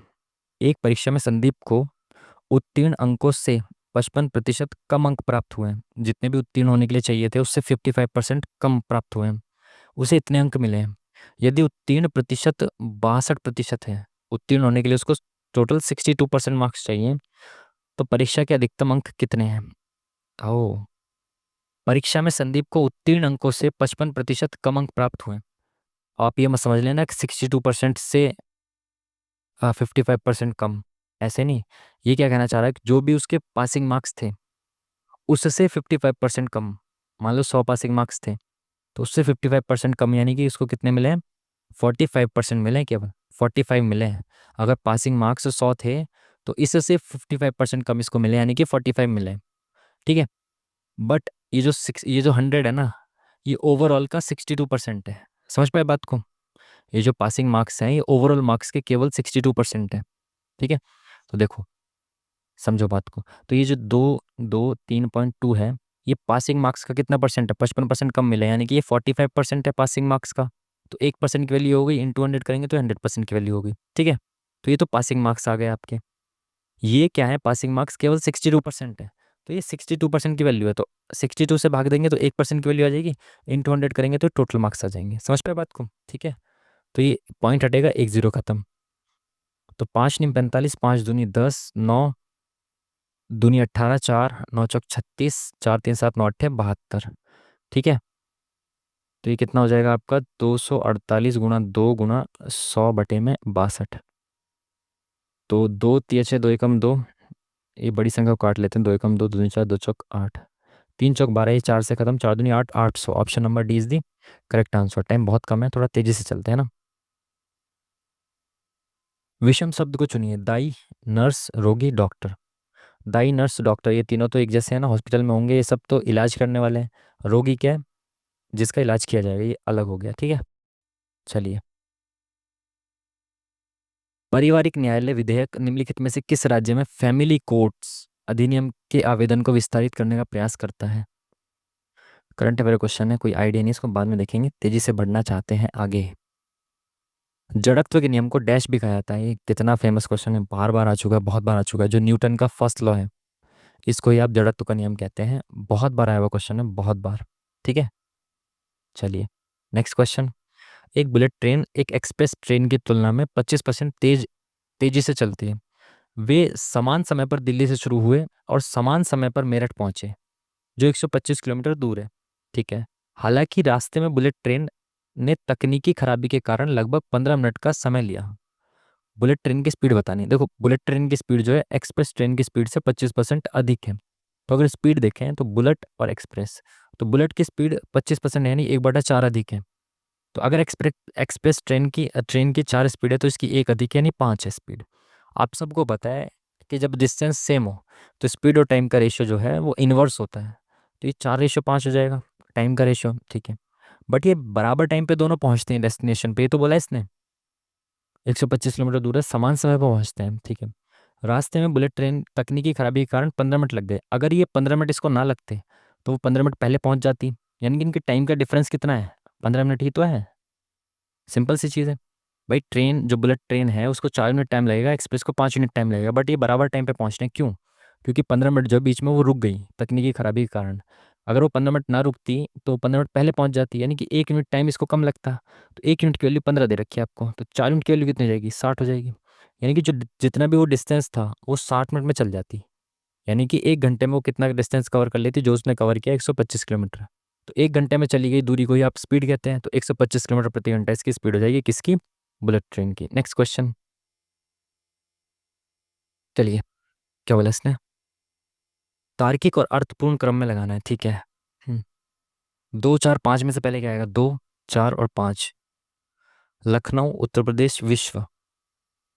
छोटे से बड़े की तरफ अगर चलेंगे तो लखनऊ 2 आएगा। उसके बाद वो लखनऊ कहाँ पे है? उत्तर प्रदेश में है, ठीक है। उसके बाद 3 आएगा भारत। उत्तर प्रदेश भारत में है, भारत एशिया में है। तो फिर एक आएगा और एशिया विश्व में है। तो option number 3 is the correct answer, ठीक है। आसान सा क्वेश्चन था। क्षेत्रफल की दृष्टि से डैश विश्व का सबसे बड़ा देश है। अब ये कोई बताने वाली चीज़ है, मतलब सॉरी पूछने वाली चीज़ है। सबसे बड़ा देश कौन सा है? रशिया। भारत कौन से नंबर पे आता है क्षेत्रफल की दृष्टि से? 7th नंबर पे। पॉपुलेशन की दृष्टि से फर्स्ट पे आ चुका है, हालांकि सेंसस नहीं हुआ है अभी। अंतःस्रावी ग्रंथियों का निम्न में से कौन सा युग्म मस्तिष्क में स्थित है? अंतःस्रावी ग्रंथियों का निम्नलिखित में से कौन सा युग्म मस्तिष्क में स्थित है? पीयूष ग्रंथि, पैराथाइड। पीयूष कहाँ होती है? ऊपर ही होते हैं शायद। आई am not sure, but second के साथ जाते हैं। आई एम नॉट श्योर, ठीक है, देख लेंगे। इसको सरल करना है, सबसे पहले आप क्या करते हैं? ब्रैकेट, बोर्ड मास के हिसाब से पहले ब्रैकेट सॉल्व करेंगे, फिर ऑफ ब्रैकेट में भी सबसे पहले ब्रैकेट के अंदर वाला ब्रैकेट। तो कोई बड़ा ब्रैकेट है, इसके अंदर ये सारे ब्रैकेट्स हैं, तो पहले इस ब्रैकेट को सॉल्व करो। तो ये देखो, ये ब्रैकेट है पूरा, इसके अंदर वाला इस ब्रैकेट को सॉल्व करो पहले। तो इसको सॉल्व करेंगे, कितना आ जाएगा? 7 में 4 गया 3, 3 और 7 10। 7 में से 10 गया -3, और माइनस और माइनस प्लस हो जाएगा 3 यहाँ पे, ठीक है। ठीक है, इस ब्रैकेट को सॉल्व करेंगे, 7 4 11। 7 में से 11 गया -4, ये प्लस का 3 बचा, और यहाँ पे प्लस का आगे क्या है? 14 है, ठीक है। तो 14 में से 4 गया 10, 10 और 3 13। बाहर क्या है? 13, ये माइनस का 13, 13 - 13 बच गया 0। Option number 3 is the hero. Next question. 3 लड़कियां ए बी और सी और 4 लड़के PQRS एक पंक्ति में इस प्रकार बैठे हैं कि कोई भी 2 लड़कियां एक दूसरे के निकटस्थ नहीं बैठी हैं। तो 2 लड़कियां एक साथ नहीं बैठी हैं। क्यू अंतिम बाएं छोर पर है, तो क्यू भाई बाएं छोर पर, यानी कि लेफ्ट साइड पर सबसे एंड में है। पी एक पी ए का एकमात्र पड़ोसी है। पी जो ए का एकमात्र पड़ोसी है, ठीक है। केवल 2 लड़के एक दूसरे के निकटस्थ बैठे हैं, जो क्यू और आर हैं। भाई कुछ पता तो चले, ऐसे कैसे चलेगा काम? कोई भी दो लड़कियां एक दूसरे के साथ नहीं बैठी हैं। क्यों बाएं छोर पर बैठा है? पी ए का एकमात्र पड़ोसी है। क्यों अंतिम बाएं छोर पर बैठा है? ठीक है। पी ए का एकमात्र पड़ोसी है। तो ए कहाँ पर है, पी कहाँ पर है, कुछ पता नहीं है। ठीक है। एक दूसरे के निकटस्थ नहीं बैठे हैं। क्यों अंतिम बाएं छोर पर बैठा है? पी ए का एकमात्र पड़ोसी है। केवल दो लड़के एक दूसरे के निकटस्थ बैठे हैं जो क्यू और आर है। तो क्यू और आर एक साथ बैठे हैं। ठीक है। पी ए का एकमात्र पड़ोसी है। तो पी ए का एकमात्र पड़ोसी है। अब पी और ए कहाँ बैठे हैं भाई? तीन लड़कियां हैं और तीन लड़के हैं।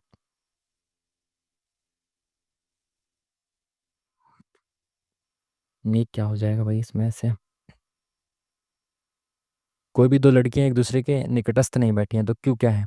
क्यों लड़का है और ये भी लड़का है।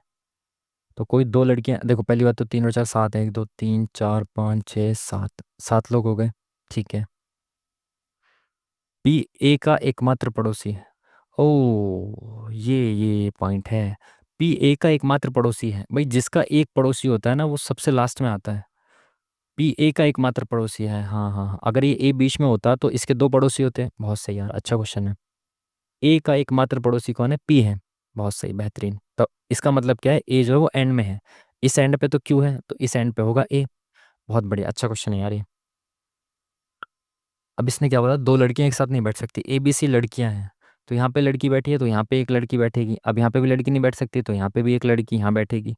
एक यहाँ एक यहाँ, यहाँ तीन लड़कियां हो गई। ये लड़का, यहाँ पे भी लड़का आएगा, यहाँ पे भी लड़का है, तो पी क्यू आर। यहाँ पे लड़का आ जाएगा एस। ठीक है।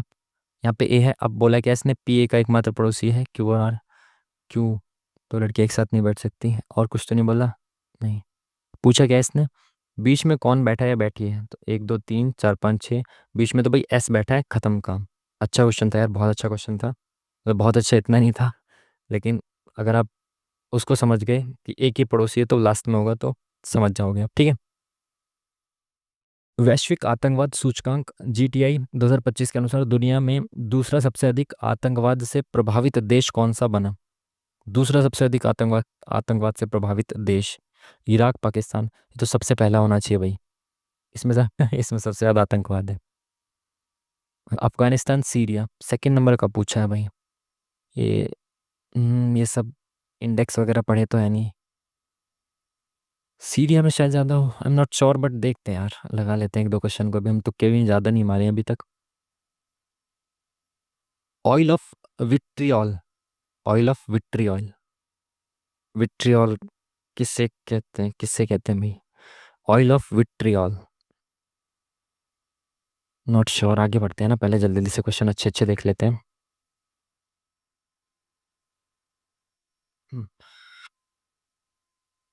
पांच पुरुष या आठ महिलाएं किसी कार्य को 26 दिनों में पूरा करते हैं, तो चार पुरुष और चार महिलाएं मिलकर उस कार्य को कितने दिन में पूरा करेंगे? बहुत अच्छा सा बच्चा सा लड्डू सा क्वेश्चन।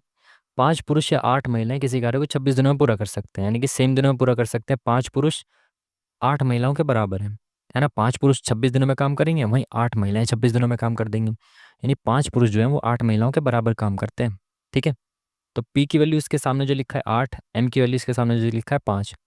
तो पी की एफिशिएंसी आठ, एम की एफिशिएंसी पाँच। ठीक है। अब भाई पांच लोग हैं, पहले टोटल वर्क निकाल लो आप। टोटल वर्क कितना हो जाएगा, पांच पुरुष यानी कि पाँच इंटू आठ, ये पांच पुरुष मिलकर कितने दिन में काम कर देंगे? 26 दिन में काम पूरा कर देंगे, तो ये टोटल काम हो गया। अब चार पुरुष, तो एक पुरुष आठ काम करता है तो चार पुरुष 32 काम कर देंगे, प्लस चार महिला, एक महिला पाँच, तो चार महिला 20 काम कर देंगी। तो कुल मिला के कितना काम हो जा रहा है? 30 40 50 और दो 52। तो अगर ये दोनों मिलकर 52 काम करते हैं एक दिन में, मतलब ये लोग मिलकर एक दिन में ये सारे काम, ये सब लोग मिलकर एक दिन में 52 काम करते हैं, तो इस काम को पूरा कितने दिनों में कर देंगे? तो 26 से कम 26 दूनी 52, दो चौक आठ, पाँच चौक 20, ऑप्शन नंबर 20 दी करेक्ट आंसर। Next question. ये सब है दक्षिण की ओर मुख करके बैठे हैं, एक पंक्ति में बैठे हैं। ठीक है। ए और एफ पंक्ति के अंत में बैठे हैं। ए और एफ पंक्ति के अंत में बैठे हैं। अब ए दाईं ओर है या बाईं ओर है, ये सब देखना पड़ेगा। ए और एफ से रिलेटेड और कुछ देखो नीचे है क्या? ना तो ए और ना ही एफ का पड़ोसी। सी ए के दाएं से चौथे स्थान पर, अगर ए के दाएं जाना है तो ए यहाँ बैठा होगा, तभी तो इसके दाएं जाना है। तो 1 2 3 और चौथे स्थान पर कौन है? सी। टोटल कितने लोग हैं? 6 लोग हैं। तो 1 2 3 4 5 और एक 6। ए और एफ अंत में है, तो ए यहाँ पे है, तो एफ यहाँ पे आ जाएगा। बी और डी एक दूसरे के निकट बैठे हैं, लेकिन वे ना तो ए और ना ही एफ के पड़ोसी हैं। बी और डी। सी ए के दाएं से चौथे स्थान पर है, एफ और डी के बीच में बैठा है। सी जो ए के दाएं से चौथे स्थान पर है, अच्छा सी जो है वो डी और एफ के बीच में बैठा है, तो डी यहाँ पे आ गया। बी और डी एक दूसरे के निकट बैठे हैं, तो बी यहाँ पे आ गया। पूछा क्या? देखो A B C D E यहाँ पे आ जाएगा, ठीक है। डी ई के दाईं ओर बैठा है, ई के दाईं ओर डी बैठा है। निकटतम तो नहीं, क्या पूछा इसने, कौन सा गलत है? ई और बी पड़ोसी हैं, ई और बी पड़ोसी हैं। डी और सी पड़ोसी हैं, डी और सी पड़ोसी हैं। सी एफ के दाईं ओर, एफ के दाईं नहीं एफ के बाईं ओर बैठा, तो डी वाला जो गलत हो जाएगा। Next question.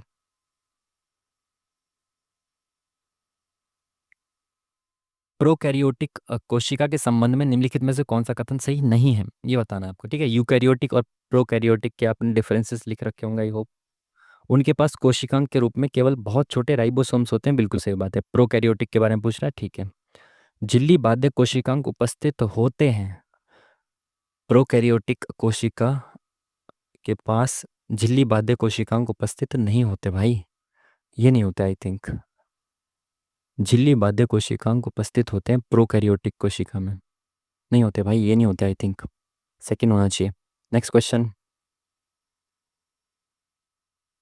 एक विक्रेता एक वस्तु को उसके अंकित मूल्य पर 16% की छूट देने के बाद इतने रुपए में बेचता है।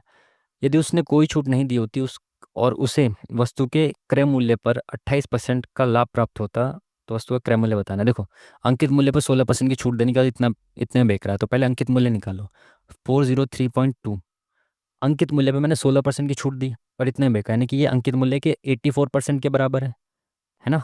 16% की छूट दे दी मैंने, तो 84% की वैल्यू ये है, तो डिवाइड में 84% आ जाएगा, तो 1% की वैल्यू आ गई। इंटू 100 करूँगा तो 100% मार्क प्राइस आ गया मेरे पास, ठीक है। तो इसको करना चाहते हो तो कर दो, 1 0 1 पॉइंट से ख़त्म हो गई। तो यहाँ पे ये क्या बचा?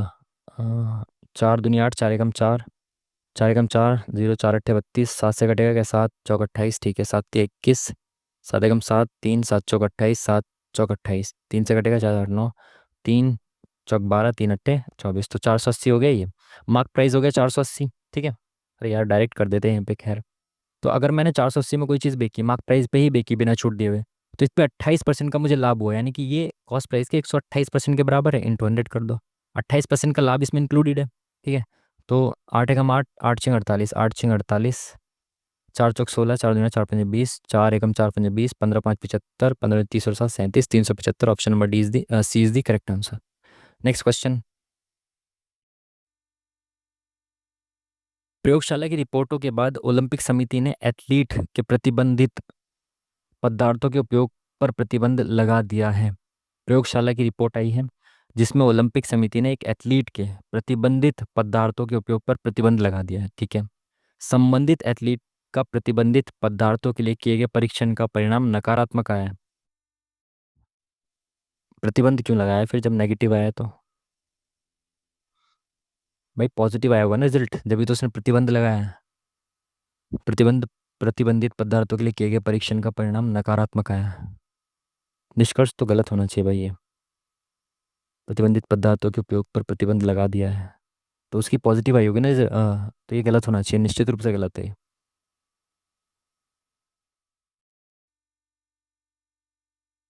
भारतीय संविधान का कौन सा भाग राज्य विधायिका के संगठन संरचना शक्ति से संबंधित है? राज्य विधायिका आती है भाग नंबर 6 में। भाग नंबर 5 में क्या आता है? संघ की विधायिका, यानी कि आपकी कहाँ से कहाँ तक? आर्टिकल नंबर 52 से 151 तक। और इसमें कहाँ से कहाँ तक आता है? 152 से लेकर आई थिंक 237 तक, ठीक है। 7। चलिए नेक्स्ट क्वेश्चन जल्दी से आगे बढ़ते हैं। द्वि आवेशित हीलियम आयन को निम्नलिखित में से किसके रूप में भी जाना जाता है? सॉरी।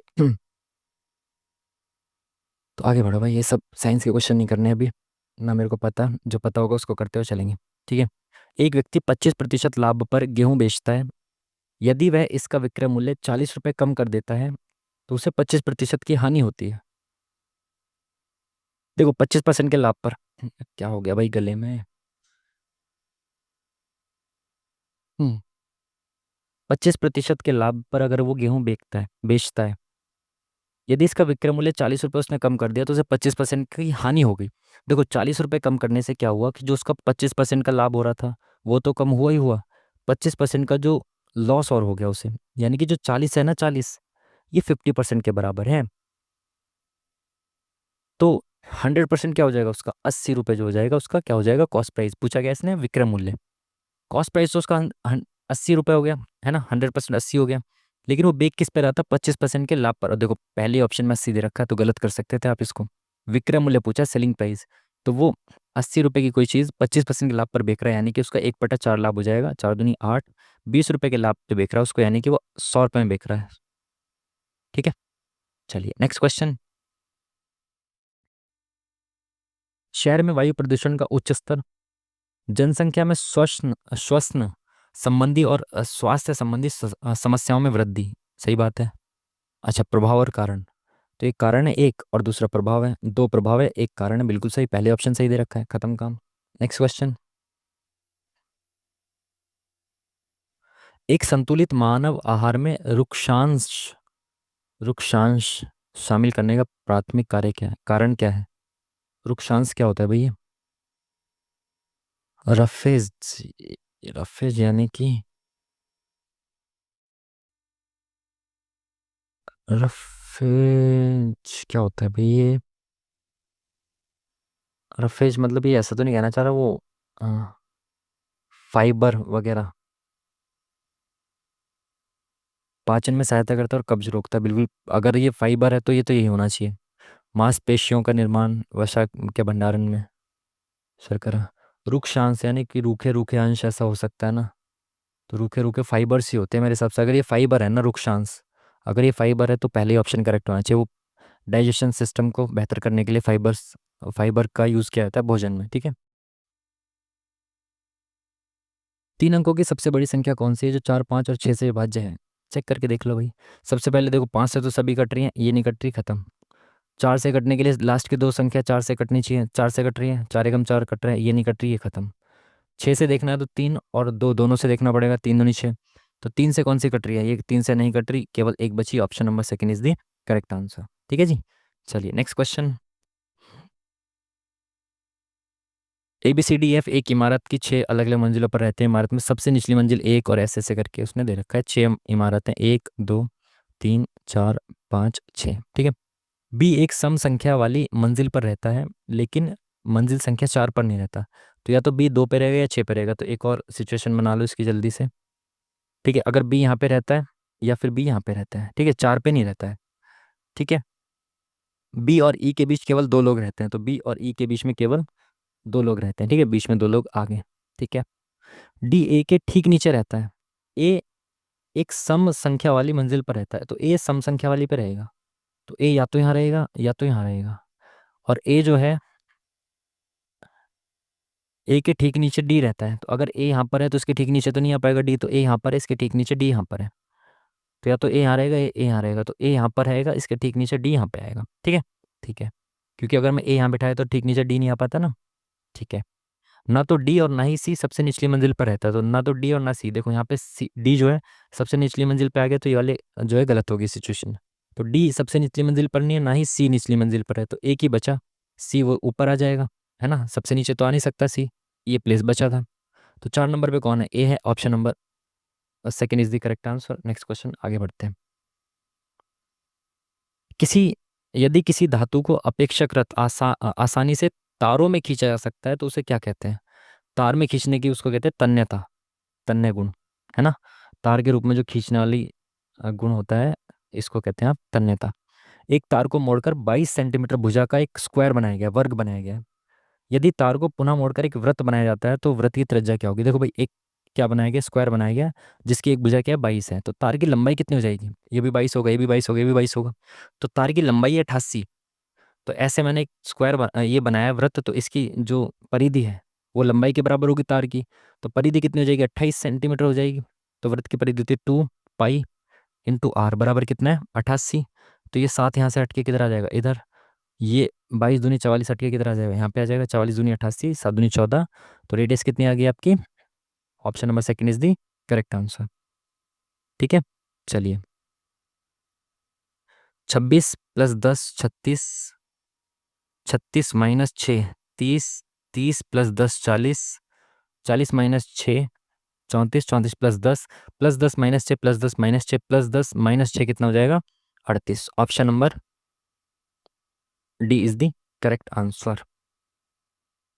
चलिए, ब्रैकेट ऑफ, तो का मतलब क्या होता है? ऑफ होता है। ठीक है, तो सबसे पहले ब्रैकेट को सॉल्व करेंगे, फिर उसके बाद ऑफ को सॉल्व करेंगे। तो इसको सॉल्व करेंगे, कितना आ जाएगा? 8 और 9 17 बटे 9 72। ठीक है, यहाँ पे 72/51 ऑलरेडी दिया हुआ है, तो इसको इंटू करेंगे। ऑफ का मतलब इंटू होता है। तो 72 से 72 कट गया, 17 कम 70 दिया 51। तो सब कुछ खत्म हो गया यहाँ पे, और क्या बचा? केवल 1/3, है ना? 17 हाँ 17 × 51, ठीक है। प्लस यहाँ पे क्या होगा देखो भाई, 7 × 9 = 63, 7 × 8 = 56, 8 × 8 8 × 48, 9 × 9 सॉरी 9 × 8 = 72, 2 × 4 = 8, 2 × 3 = 6, तो 3/4 यहाँ पे बच गया।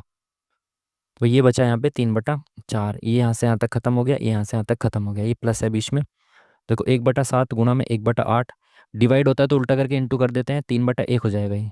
और प्लस यहाँ पे कितना है? 3/4, तो ये कितना हो गया? 8 × 7 = 56, तो 3/56 प्लस 3/4, तो इसको 56 बना दो नीचे, 4 को 14 × 4 = 56, तो ये 14 × 42। ठीक है, 3/4 को मैंने 14 से गुणा किया ताकि नीचे 56 बन जाए, तो जोड़ने में आसानी हो। तो ये कितना हो जाएगा? 42 और 3 45/56।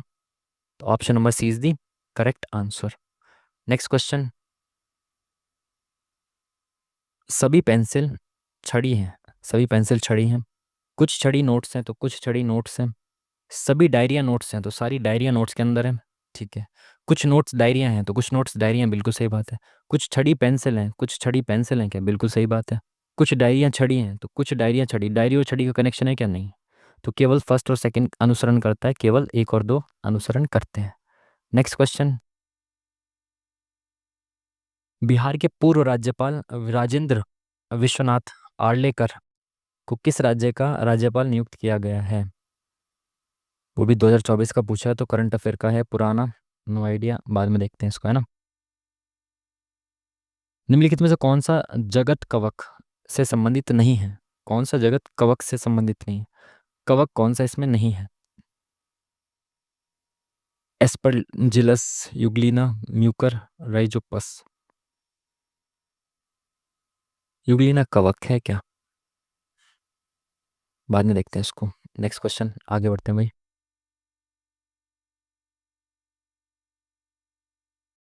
नमन और अमित की वर्तमान आयु का अनुपात इतना है, निम्नलिखित में से कौन सा 20 वर्ष पूर्व उनकी आयु का अनुपात नहीं हो सकता?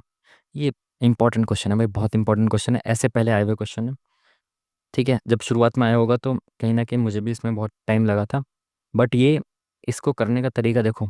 इसमें क्या होता है, ऐसे क्वेश्चंस में ऐसे क्वेश्चंस आते हैं, है ना, पहले रेशियो दे देगा, फिर बोलेगा कि बताओ इनमें से कौन सा ऑप्शन गलत होगा जो 20 वर्ष पूर्व इनके आयु के अनुपात के बराबर नहीं होगा। मतलब ये कहना चाह रहा है कि इनमें से कौन सा ऑप्शन ऐसा है जो इनकी जिनकी आयु का रेशियो आज 3:2 है, अगर 20 वर्ष पूर्व जाया जाए तो इनमें से कौन सा ऑप्शन है जो करेक्ट नहीं होगा, रेशियो नहीं हो सकता। देखो, पहली चीज़ तो ये कि अगर आज किसी का रेशियो 3:2 है, ठीक है, तो इसको अगर आप ऐसे मानो, गेट बंद कर देना। हम्म,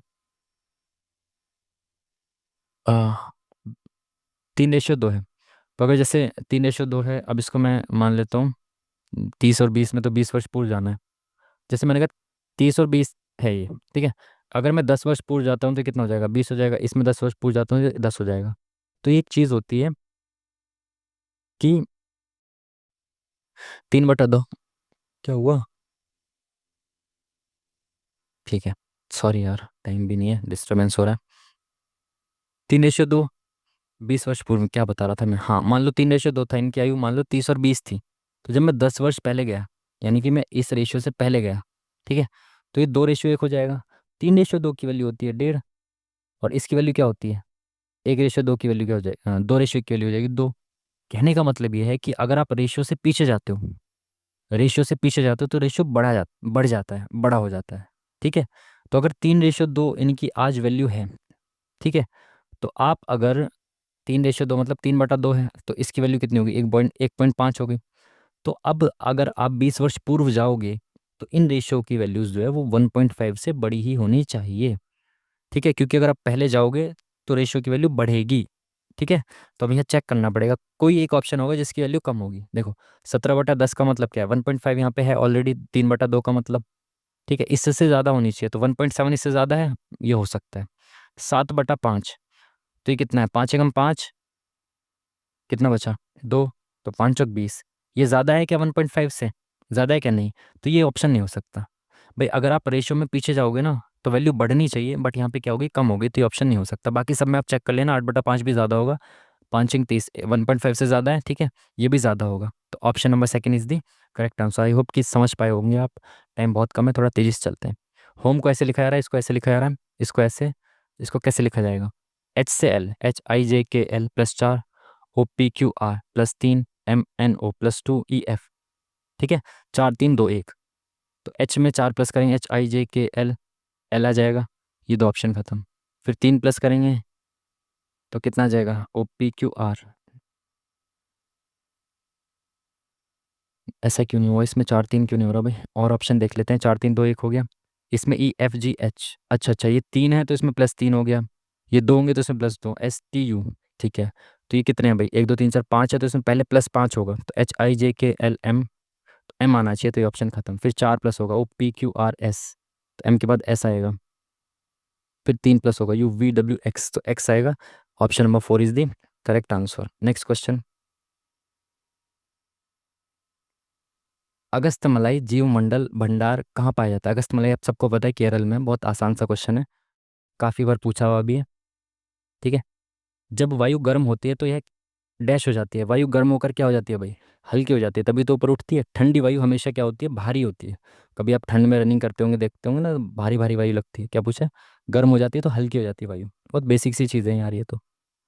ठीक है, 4 वर्ष पूर्व एक पिता और पुत्र की आयु का अनुपात इतना है।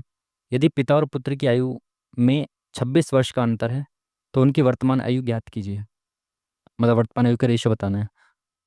4 वर्ष पूर्व का रेशियो दे रखा है और उनकी एज का डिफरेंस 26 वर्ष है। देखो एज का डिफरेंस 26 वर्ष, 4 वर्ष पहले भी रहेगा, 8 वर्ष पहले भी उतना ही रहेगा। एज का जो डिफरेंस है वो तो सेम ही रहेगा ना। तो एज का डिफरेंस 4 वर्ष पूरी, यहाँ पे भी 26 ही होना चाहिए। इनके बीच का डिफरेंस कितना है? 13 × 19, 13 यूनिट है। 13 की वैल्यू कितनी है? 26 है ना। यानी 1 यूनिट की वैल्यू 2 है। इनकी एज के बीच में 26 वर्ष का डिफरेंस है ना, तो 1 यूनिट की वैल्यू 2 है। तो 19 की वैल्यू 38 हो जाएगी, 6 की वैल्यू 12 हो जाएगी। 4 वर्ष पूर्व की है, बढ़ो आगे, 4 वर्ष बाद 42 और ये हो जाएगा 16। तो 2 दूनी 4, 2 एकम 2, 2 चक 2 अट्ठे 16, 21:8 इनकी आज की प्रेजेंट की रेशियो हो जाएगी। Option number C is the correct answer. इसको ये लिखा जाता है, इसको ये लिखा जाता है, इसको क्या लिखा जाएगा पूछा है। तो RAT सबसे पहले इनकी प्लेस वैल्यू, फिर इनका अपोजिट, और उसके बाद फिर वॉवेल कॉन्सोनेंट, ये सब चेक करेंगे। RA और T कितना हो गया? 8 9 39, बिल्कुल सही। D 4 15 और 7, 12 4 16 26, बिल्कुल इनकी प्लेस वैल्यू को सम कर रखा है। तो प्लेस वैल्यू वाई की कितनी हो जाएगी? 25 1, और के कितना हो जाएगा? के हो जाएगा आपका 11। 5 6 7 2 1 3 37, option number B is the correct answer. ठीक है जी, चलिए नेक्स्ट क्वेश्चन। इसको ये लिखा जा रहा है, इसको ये लिखा जा रहा है, इसको क्या लिखा जाएगा? तो इनका सम करके देखो। सबसे पहले तो 5 4 9, 9 3 12 13 14, तो ये सम 14 है। तो 5 4 9 10 11 12 13 14, इसका भी 14 है। तो 9 10 11 12 और 6 18, 9 6 15 16 17 18, तो सम 18 है। यानी इनका सम सेम है। तो 8 7 15 5 20 और 3 23, तो सम 23 होना चाहिए। ठीक है, 8 7 15 5 20 3 23, 8 7 15 5 20 3 23, 8 7 15 5 20 3। अच्छा, इन इसने क्या किया? शफल कर दिया इनको आगे पीछे। अच्छा, इसमें ऑप्शन में क्या कर रखा है? इसने शफल कर रखा है सेम ही अंकों को। तो कहीं इसने शफल करके तो नहीं लिखा हुआ? 5 4 3 2 को इसने 2 3 4 5 लिखा हुआ है। मतलब ये बढ़ते हुए क्रम में लिख दिया इसने। 6 1 9 2 को इसने 1 2 6 9 बढ़ते हुए क्रम में लिख दिया, तो इसको भी बढ़ते हैं। बहुत सही, बेहतरीन, अच्छा क्वेश्चन है भाई ये, बढ़िया क्वेश्चन है। इसने क्या किया? इसके अंकों को बढ़ते हुए क्रम में लिख दिया, इसके अंकों को बढ़ते हुए क्रम में, इसको भी बढ़ते हुए क्रम में कैसे लिखेंगे? 3 5 7 8, 3 5 7 8, option number second is the correct answer. देखा, ऑप्शन से चेक करते वक्त मेरे को ये चीज़ दिखाई दे गई। कौन सा अनुच्छेद शोषण के विरुद्ध अधिकार से संबंधित है? शोषण के विरुद्ध अधिकार किसमें होता है? आर्टिकल नंबर 23-24 में। आसान सा सवाल। Next question. अंडे के निषेचन अंडे का निषेचन जिस स्थान में होता है वह डैश कहलाता है।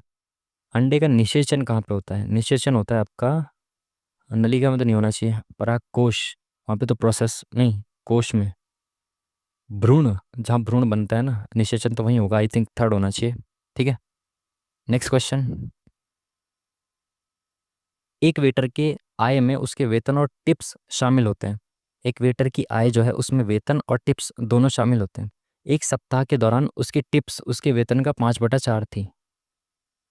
उसके वेतन का 5/4 थी टिप्स। तो अगर वेतन उसका 4 था, ये वेतन है, तो टिप्स कितनी थी?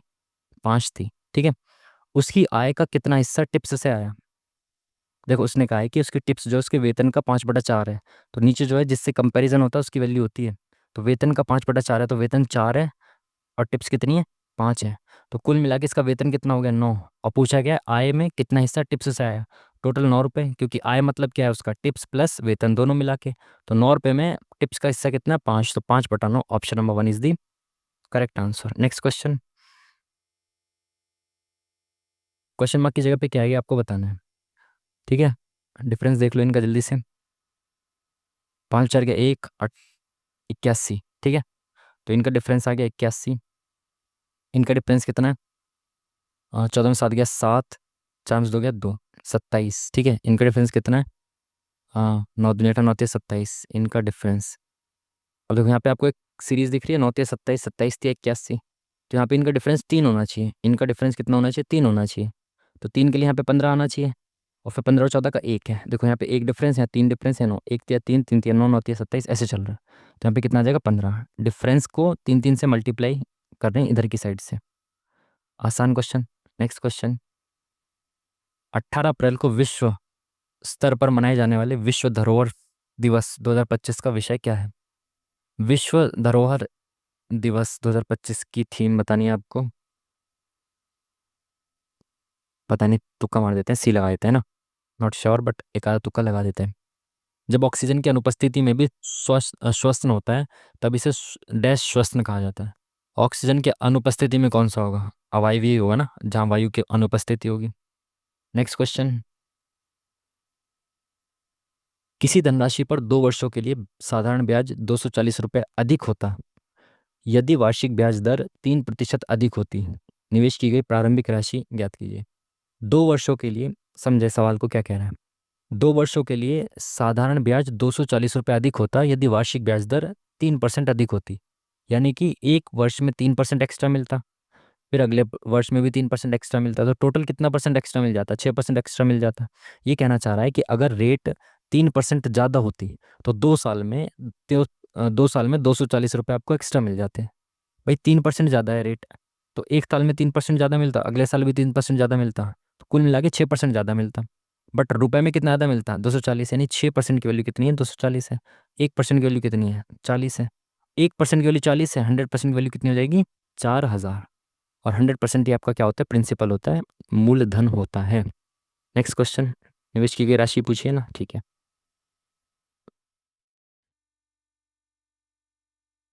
MNOPR एक वृत्ताकार मेज के चारों ओर बैठे हैं। भाई वृत्ताकार मेज के चारों ओर बैठे हैं, कितने लोग हैं? 1 2 3 4 5, तो 1 2 3 4 5। ठीक है, सभी का मुख मेज के केंद्र की ओर है। ठीक है, एम दाएं से दूसरे स्थान पर बैठा है और NO के दाएं से तीसरे स्थान पर बैठा है। एम दाएं से दूसरे स्थान पर बैठा है। किसके दाएं से दूसरे स्थान पर बैठा है यार? क्या यार बोला इसने? M is seated second to the right and N is seated third to the right of O। अच्छा, इसे हिंदी में गलत, मतलब हिंदी में उतना सेंस नहीं बन पा रहा इसका। ये O के बारे में ही चर्चा कर रहा है। ये कह रहा है कि M जो है वो दाएं से दूसरे स्थान पर बैठा है, और N जो है वो दाएं से तीसरे स्थान पर बैठा है। किसके? O के। तो O बैठा है, O के दाएं से तीसरे स्थान पर कौन बैठा है? N। और दाएं से दूसरे स्थान पर बैठा है M। ठीक है, ठीक है। P N के बाएं से दूसरे स्थान पर बैठा है। P N के बाएं से दूसरे स्थान, तो यहाँ पे P बैठा है। ठीक है, O के गिन O के O कह रहा हूँ, O के बाएं से गिनने पर N और O के बीच में कौन बैठा है? O के बाएं से गिनने पर N और O के बीच में यहाँ पे कौन बैठा है? जो बचा, बचा कौन?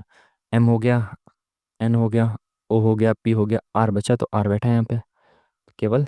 आर बैठा है। ठीक है, नेक्स्ट क्वेश्चन। राजा हर्षवर्धन के संबंध में निम्नलिखित में से कौन सा सही नहीं है पूछा है। हर्षवर्धन ने लगभग 1400 वर्ष पूर्व शासन किया।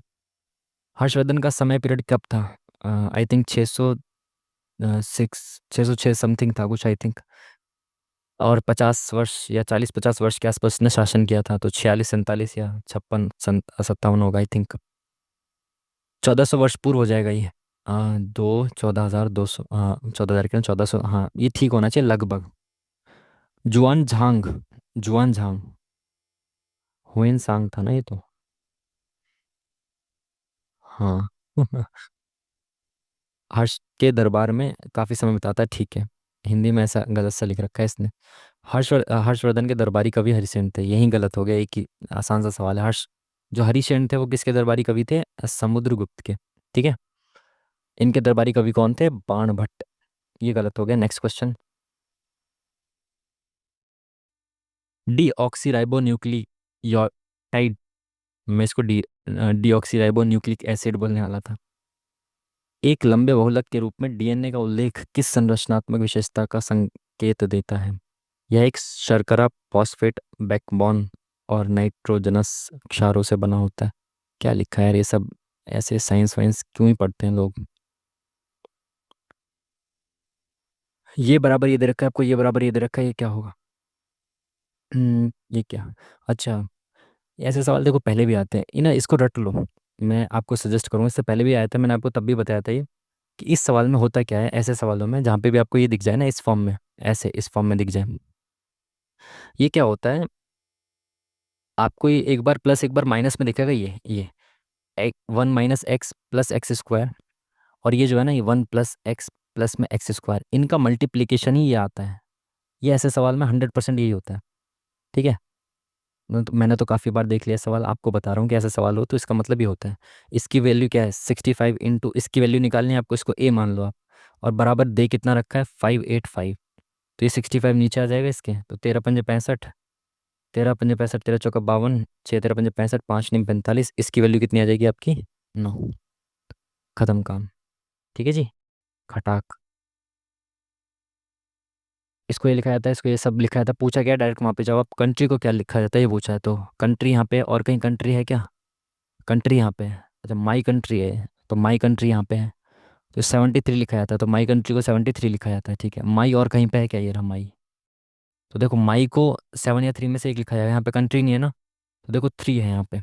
ठीक है, मत देखो यहाँ पे 3 का मतलब क्या है कि माई को 3 लिखा जाएगा, और कंट्री को क्या लिखा जाएगा? 7 लिखा जाएगा। ठीक है, इसमें कंट्री तो है नहीं, केवल माई है।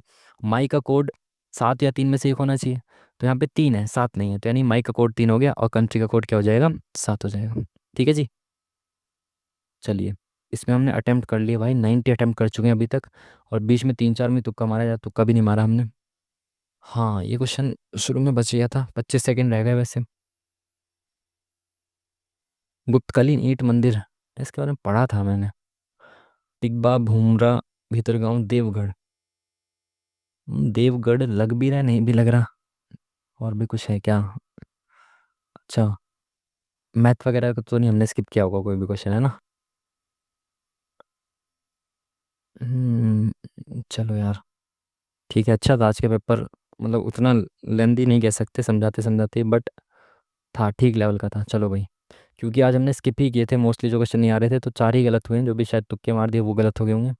86 हमारे करेक्ट हुए हैं, और 10 हमने स्किप किए हैं। ठीक है, तो ऑल अप्रॉक्स 85 के आसपास मार्क्स बन रहे हैं, और इतने मार्क्स अगर आपके बन रहे हैं तो बल्ले बल्ले आपकी होनी चाहिए, क्योंकि ग्रुप डी में बहुत होते हैं इतने मार्क्स। ठीक है, बाकी आई होप, देखो जहाँ ये जो स्किप वाले क्वेश्चन है ना, इसमें मोस्टली किसके होंगे? मोस्टली इसमें साइंस के होते हैं, जनरल साइंस के। ठीक है, देखो मैं साइंस वगैरह शुरू से नहीं पढ़ी, अभी भी कुछ पढ़ता नहीं हूँ साइंस वगैरह में, ना ही ग्रुप डी स्पेसिफिक कभी मैं पढ़ता हूँ, बट इसमें वही सब नॉर्मल सब्जेक्ट्स होते हैं। साइंस में भी कुछ जो जनरल क्वेश्चंस होते हैं वो हो जाते हैं, कुछ में अगर तुक्का उक्का लगता है या फिर गेस वर्क वगैरह काम करता है तो ठीक है। कई बार क्या होता है कि काफ़ी ऐसे बहुत ज़्यादा न्यूमेरिकल क्वेश्चंस आ गए, है ना, तो न्यूमेरिकल क्वेश्चंस जब आ जाते हैं तो उसमें स्कोर कई बार, जैसे आपने देखा होगा, 74 के आसपास भी गया था, 78 तक भी चला जाता है। वो किस वजह से? साइंस की वजह से चला जाता है मेरा। ठीक है, तो अगर आप देखो यहाँ पे कि अगर कुछ जीएस के या फिर मैथ्स वगैरह के एक आध दो क्वेश्चन स्किप कर भी दोगे तो आप इसमें से, इन 10 में से दो चार क्वेश्चन आप ज़रूर कर दोगे, वो वाले जो मैंने छोड़े हैं साइंस में। ठीक है, क्योंकि मेरी साइंस बहुत ज़्यादा ख़राब है, आपकी बहुत ज़्यादा, मेरे से तो ज़्यादा ही अच्छी होगी। ठीक है, तो यहाँ पे आप कर सकते हो, तो बैलेंस करके कुल मिला के 80+ बन सकता है आराम से। ठीक है ना। तो चलिए, ये था आज का मॉक टेस्ट। मिलते हैं फिर आपसे नेक्स्ट वीडियो में, तब तक के लिए थैंक यू वेरी मच। नमस्कार।